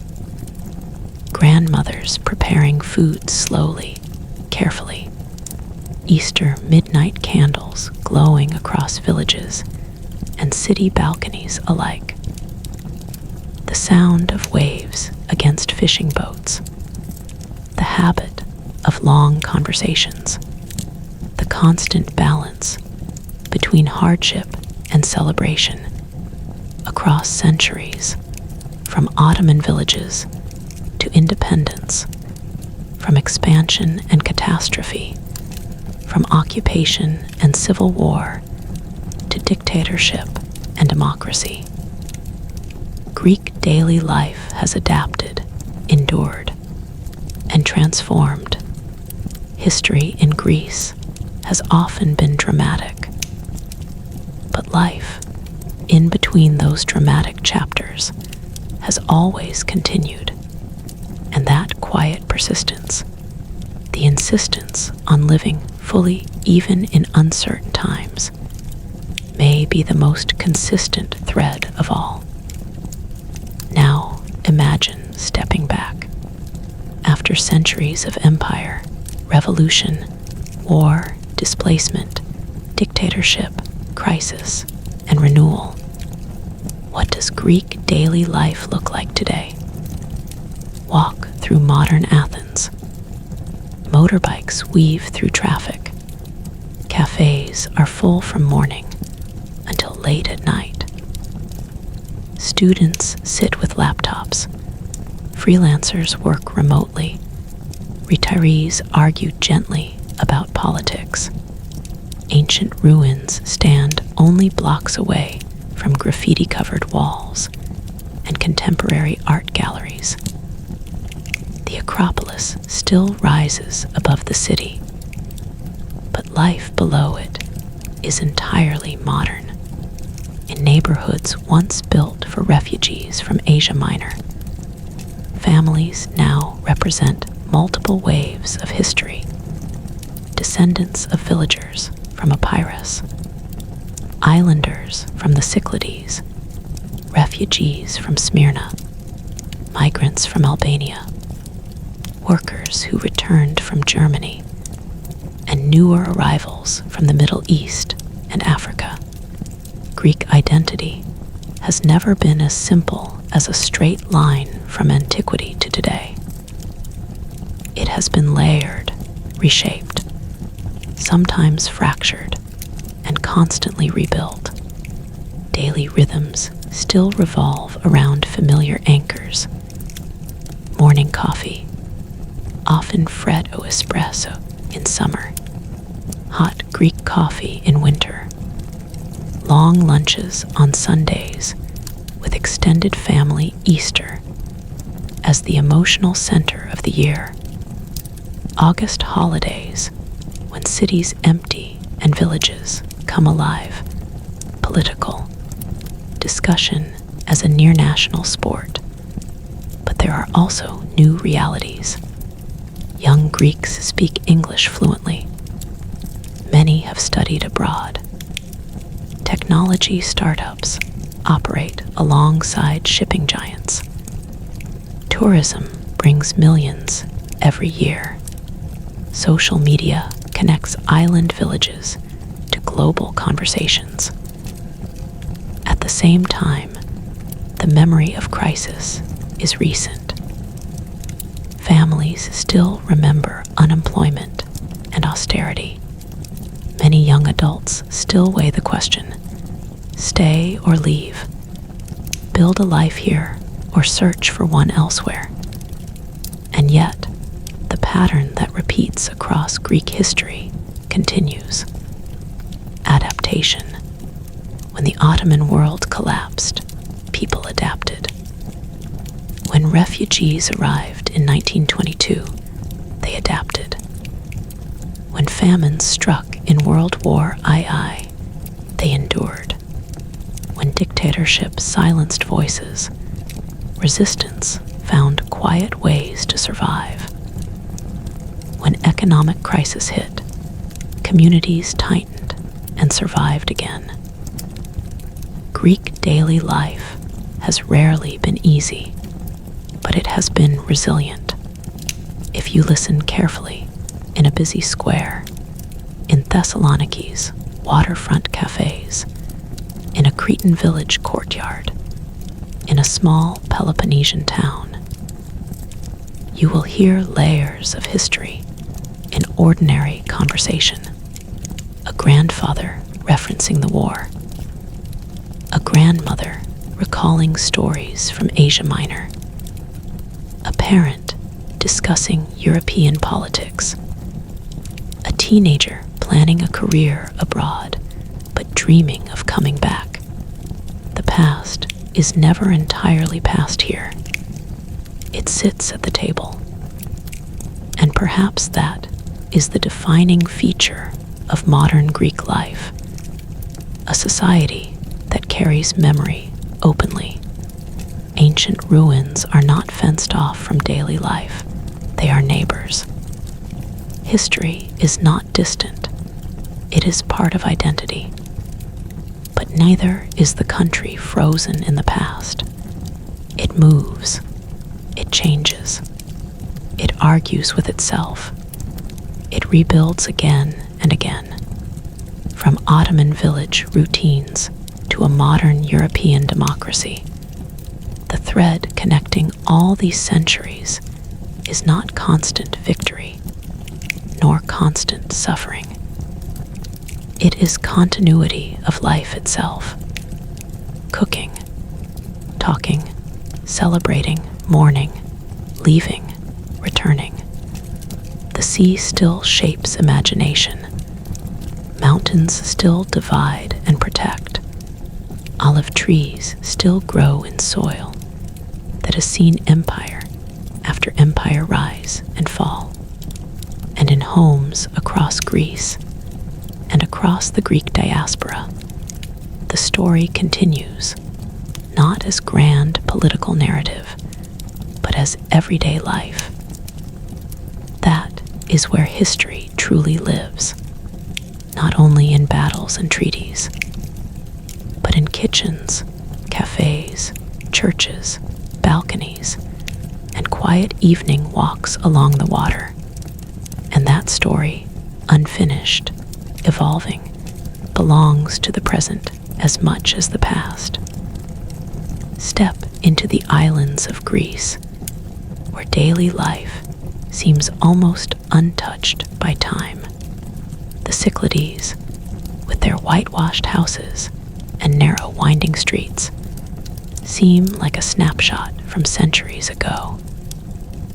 Blue domes gleam under the sun. Fishing boats bob gently in the harbors, their ropes creaking softly in the breeze. Here, life moves slowly, measured by the tides, the seasons, and the rhythm of the wind. Early mornings begin with the smell of baking bread, coffee brewing in small metal pots, and the distant bleating of goats. Women carry baskets of fresh vegetables from terraced gardens. Men unload fish from the previous night's catch. Children run barefoot along stone alleys, laughing as they chase one another, their voices mingling with the cries of seagulls. The sea, eternal and vast, dictates much of their daily routine, providing both sustenance and a connection to the outside world. Yet the islands are not frozen in the past. Electricity hums quietly through the streets. Smartphones capture the sparkling water, and tourists wander curiously through ancient ruins and charming squares. Local life, though, maintains its enduring patterns.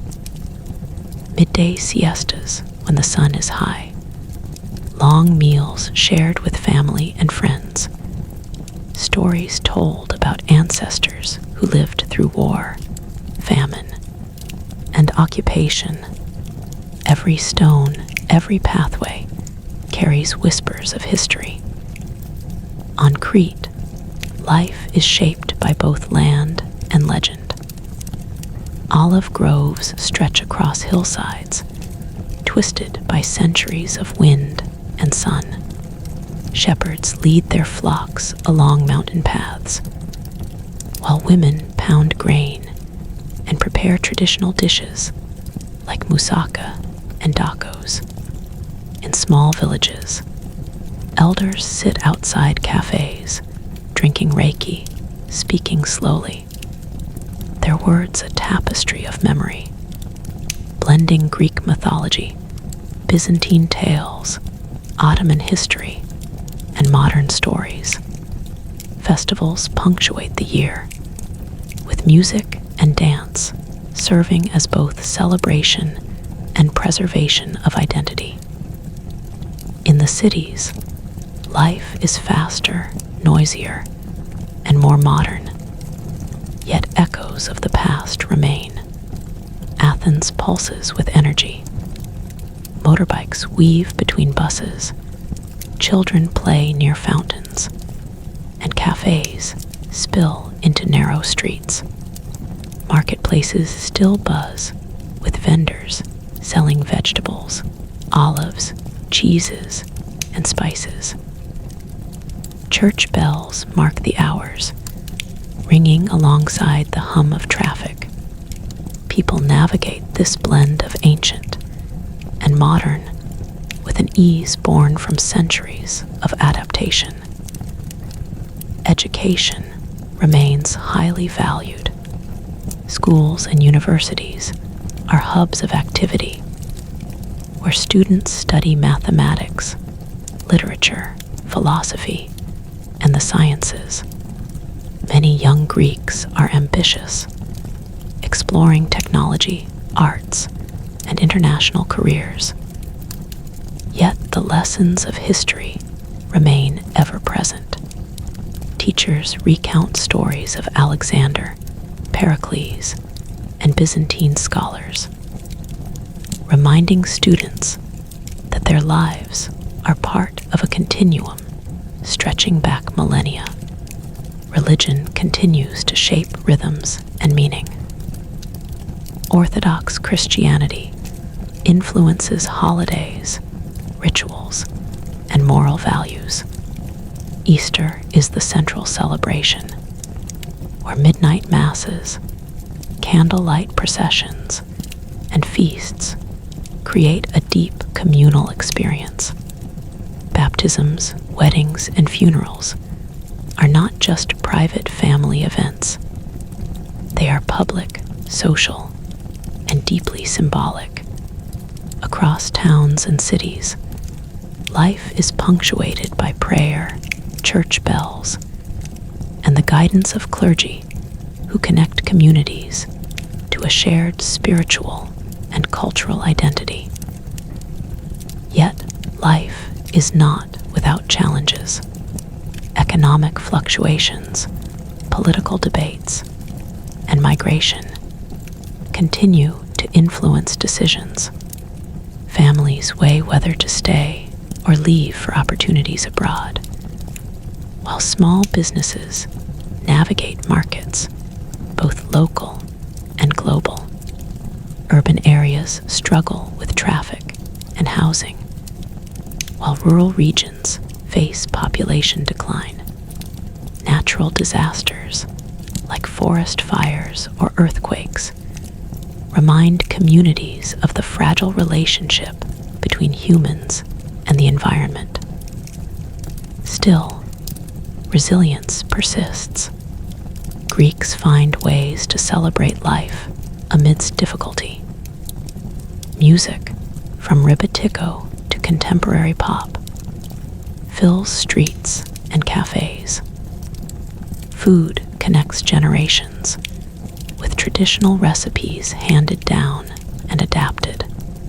Festivals celebrate harvests, saints, and seasons, reinforcing bonds of community.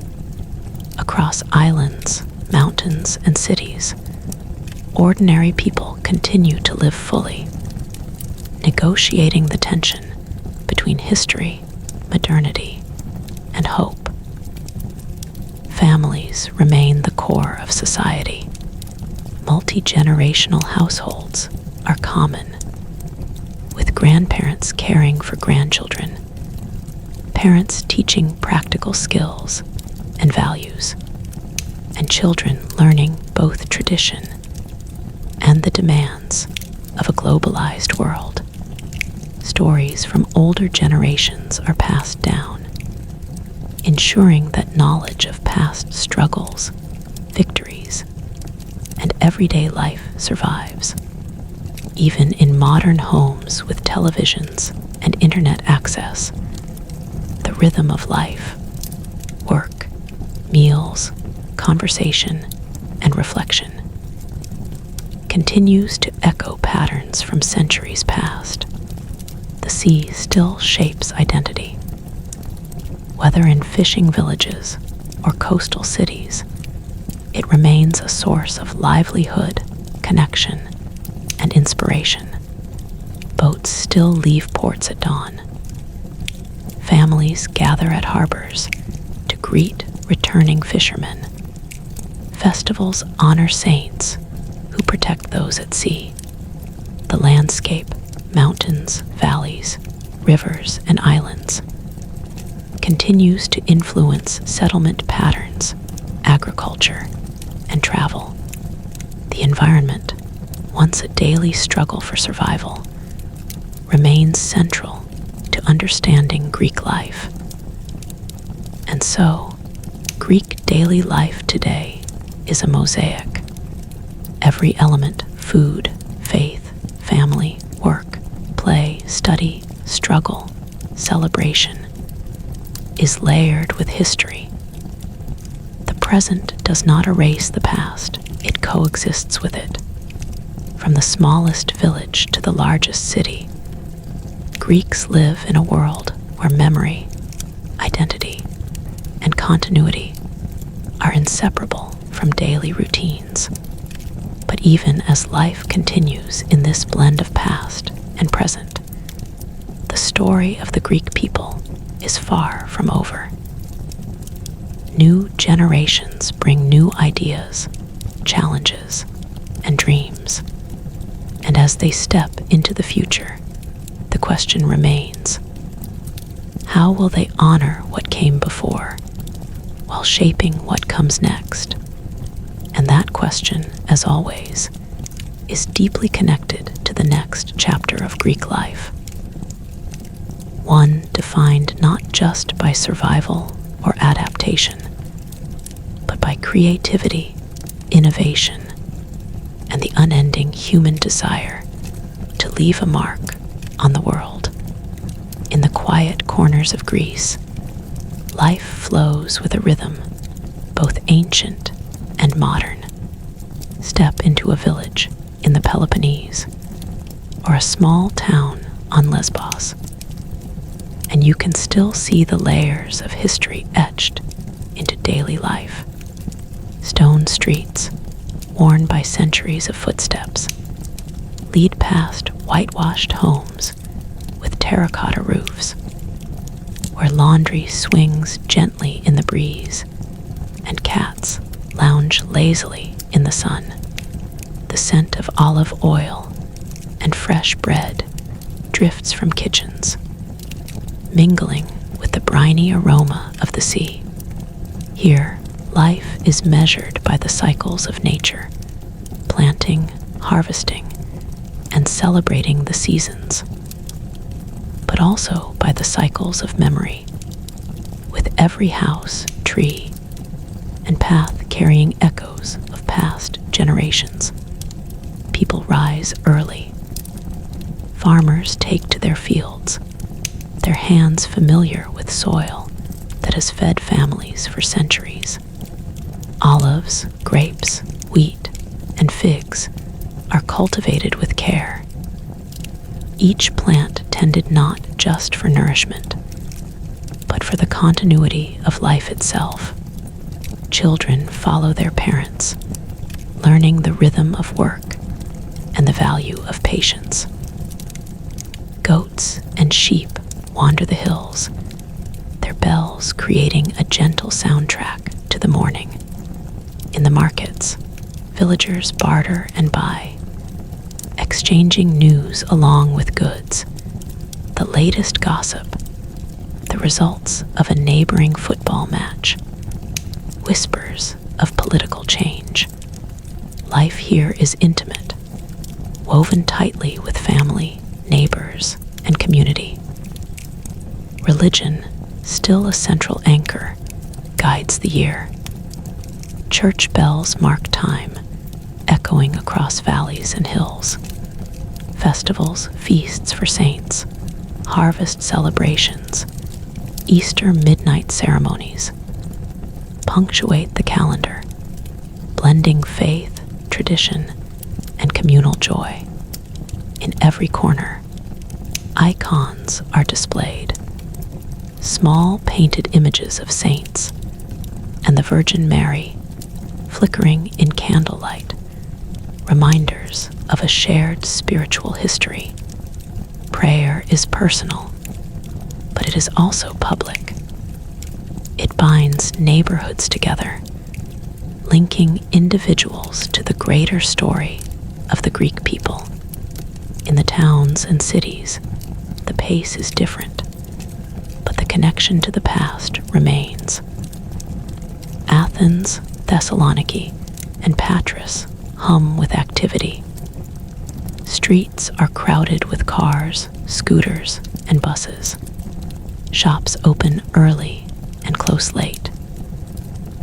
Cafes and bakeries line every corner, serving Freddo espresso or traditional Greek coffee, creating spaces where people linger, converse, and observe the flow of life. Modern life is fast, yet amidst the noise, history is ever present. Ruins of temples, Byzantine churches, Ottoman-era buildings, and neoclassical homes stand alongside modern architecture, silently reminding residents that their lives are part of a story stretching back thousands of years. Education shapes the present as much as the past.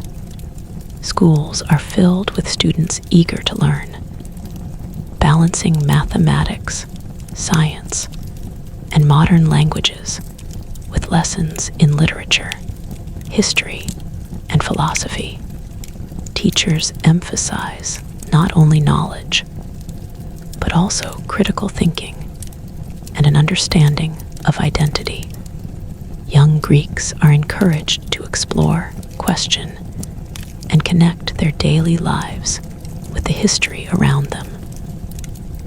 The democracy of Athens, the philosophy of Plato and Aristotle, the struggles of the 19th century revolution, and the resilience through wars and economic crises. Knowledge is both practical and a bridge to memory. Yet modern Greek life is not untouched by challenge. Economic instability, political debates, and social change influence decisions at every level. Families weigh whether to stay or seek opportunities abroad. Rural villages face declining populations, while urban centers contend with congestion and rising living costs. Natural disasters, such as forest fires and earthquakes, remind communities of the fragility of human life and the enduring power of the land. These challenges, however, are met with resilience, adaptability, and communal support, echoing the patterns that have defined Greek life for centuries. At home, family life remains central. Multiple generations often live under one roof. Grandparents care for grandchildren, teaching values, stories, and practical skills. Parents balance work, education, and tradition. Children grow up surrounded by the echoes of the past, songs, stories, festivals, and customs, while navigating the demands and possibilities of the modern world. Even in small apartments or bustling city neighborhoods, life is rich with human connection, creativity, and shared history. The sea, always present, continues to shape culture and livelihood. From fishermen casting nets at dawn to children swimming along rocky shores, the relationship with water remains intimate and defining. Boats, ports, and harbors remain central to both economy and imagination. The mountains, in turn, offer refuge, perspective, and continuity, just as they have for centuries. Both landscape and people are intertwined in a relationship of dependence, adaptation, and respect. Through all this, the Greek people maintain a delicate balance between past and present, memory and innovation. Life is not simply about survival. It is about identity, continuity, and creativity. Art, music, literature, and dance flourish, alongside commerce, technology, and urban development. The patterns of life, work, family, celebration, and contemplation continue to echo across centuries, creating a living tapestry that is uniquely Greek. And yet, the story is never static. Every new generation brings new questions, new dreams, and new challenges. How to honor tradition while embracing change. How to preserve memory while shaping the future. How to live fully in a world that moves faster than ever, yet remains rooted in the rhythms of history. These questions, unending and evolving, are answered not in grand events alone, but in the quiet, persistent pulse of daily life. And As the sun sets over the islands, the mountains, and the cities, the people of Greece continue cooking, talking, laughing, working, and remembering, weaving together the past and present, creating a living history that stretches into tomorrow. And as we look closer at the lives of ordinary Greeks, their celebrations, their struggles, and their small acts of courage and creativity, we begin to see a pattern emerge, one that will guide our next chapter. The ways in which Greeks transformed their challenges into culture, resilience, and identity, leaving a mark that resonates far beyond their borders. Now, imagine the quiet mornings of a Greek village in the Peloponnese, where the smell of baking bread drifts through narrow stone streets, and the soft crow of roosters mixes with the gentle rustle of olive trees swaying in the wind. Here, daily life seems almost timeless, yet it carries the imprint of centuries, layers of history embedded in each home, each street, each gesture. Women sweep the courtyards, hanging freshly washed clothes to dry in the bright sunlight, while children chase one another barefoot along the winding alleys, their laughter echoing off the whitewashed walls. Men return from the fields with baskets of olives or grapes, their hands weathered, their faces marked by both labor and resilience. Life, in its simplest moments, is deeply rooted in rhythm, repetition, and connection. In these villages, tradition is alive.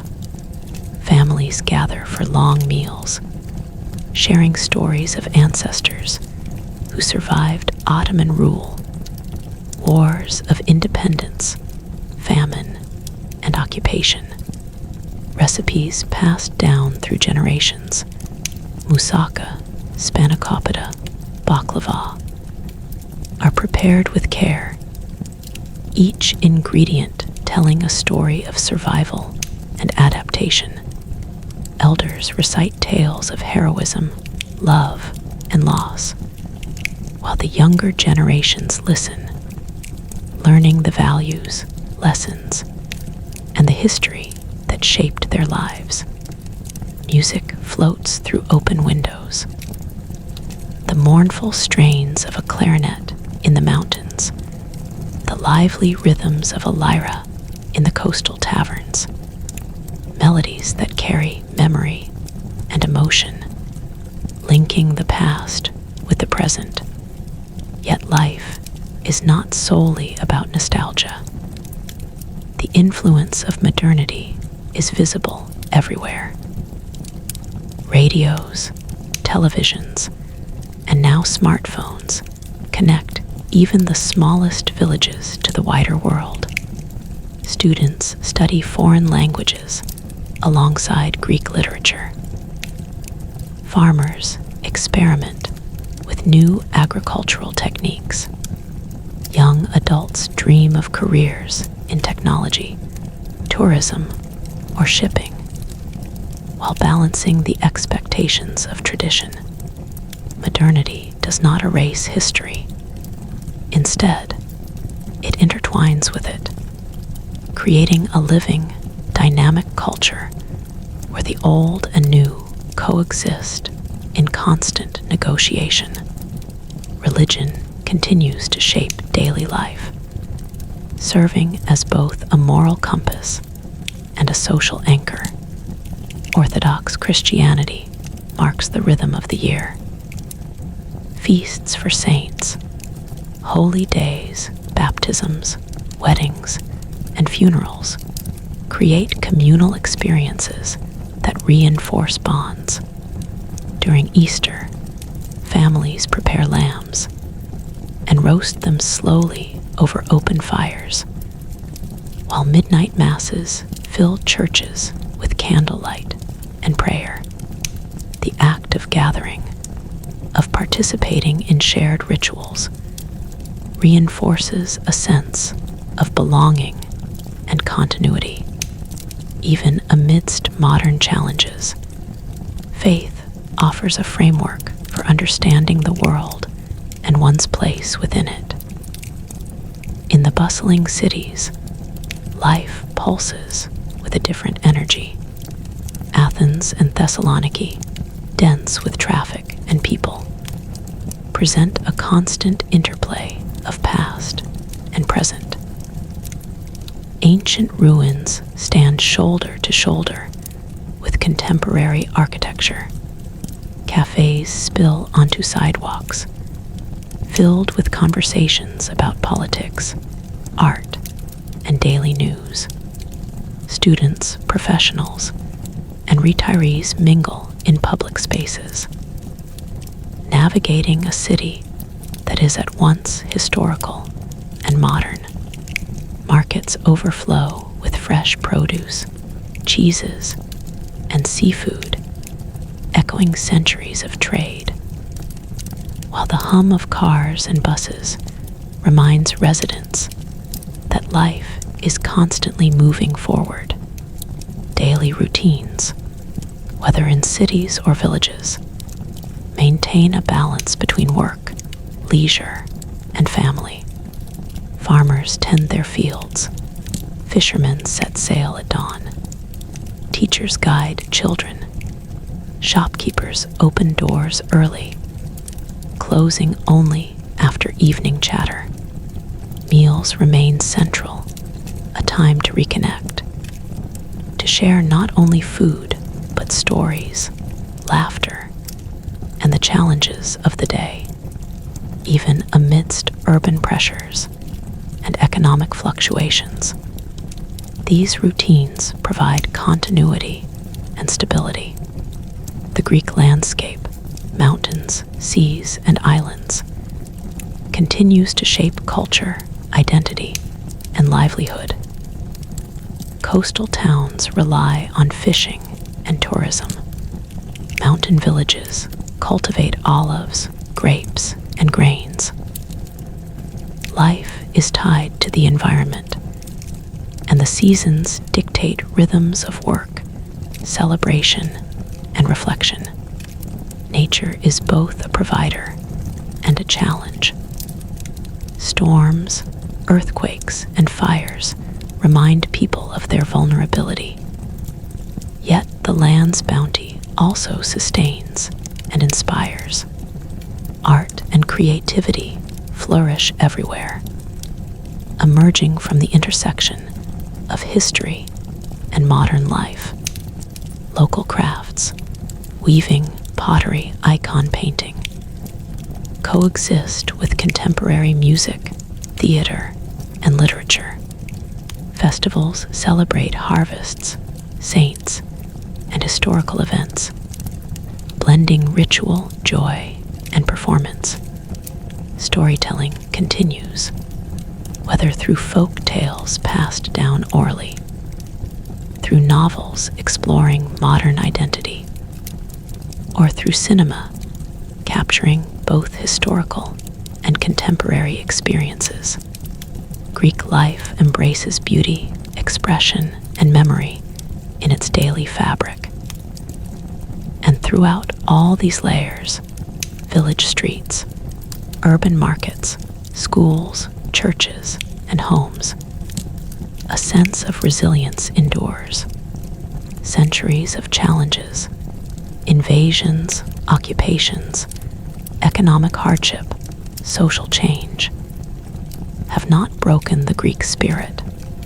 Instead, they have woven into daily life a capacity to endure, adapt, and celebrate. Ordinary moments, preparing a meal, attending a festival, walking along a harbor at sunset, carry with them the weight of history and the promise of continuity. Yet as we consider modern Greek life, we also see its constant evolution. Young people travel, study, and work abroad, bringing back new ideas, perspectives, and influences. Communities embrace technology while preserving tradition. Daily routines shift subtly in response to global changes. Yet the core rhythms, family, work, faith, and celebration, remain steadfast. This interplay between change and continuity defines how Greeks live today, connecting each generation to those that came before while shaping the future. And as the sun sets over the islands, casting golden light across the water and mountains, we are reminded that Greek life is not only a story of survival or struggle, it is a story of persistence, beauty, connection, and memory. A tapestry woven from countless ordinary days, yet extraordinary in its depth, resilience, and continuity. It is in these everyday moments that the true essence of Greek life is revealed. From this enduring present, the story moves naturally toward understanding the global impact of Greek culture, how the lessons, creativity, and resilience embedded in daily life have shaped not only Greece itself, but the wider world, leaving a legacy that continues to inspire and endure. Now step back and look at the full tapestry of Greek life, from the earliest settlements on the islands to the bustling modern cities, from the quiet rural villages to the ancient ruins that still rise above Athens. Every layer of history has left its mark, shaping the rhythms, routines, and resilience of the people. Life in Greece has always been a delicate balance between survival and celebration, hardship and joy, the demands of the present and the memory of the past. In the villages, mornings still begin with the soft light spilling over hills and olive groves. Women sweep courtyards, bake bread, and prepare meals with care, while children run along narrow alleys, their laughter echoing off stone walls. Farmers tend to their fields, their hands guided by centuries of experience, cultivating olives, grapes, wheat, and vegetables with patience and precision. In the markets, neighbors barter and share news, exchanging stories of family, politics, and local happenings. The rhythm of life is slow, deliberate, and deeply connected to the land. The islands, too, hold a timeless quality. Fishing boats rock gently in the harbor, their nets mended by experienced hands. Cafes spill into sunlit squares, where elders sip coffee and discuss politics, philosophy, or the latest news. Festivals fill the year with music, dance, and communal celebration, blending religious observance with joy. Here, life moves with the tides, and yet, in the same breath, modernity flows through mobile phones, the internet, and contemporary cultural influences. The past is always present, but so is the world beyond the horizon. In the cities, life is faster, more complex, yet still shaped by history. Athens and Thessaloniki are crowded with traffic, bustling markets, and the hum of modern industry, ancient ruins stand shoulder to shoulder with contemporary buildings, a constant reminder that the present is built upon layers of the past. Schools, universities, and workplaces hum with activity. Students study philosophy alongside technology. Parents balance careers with family life.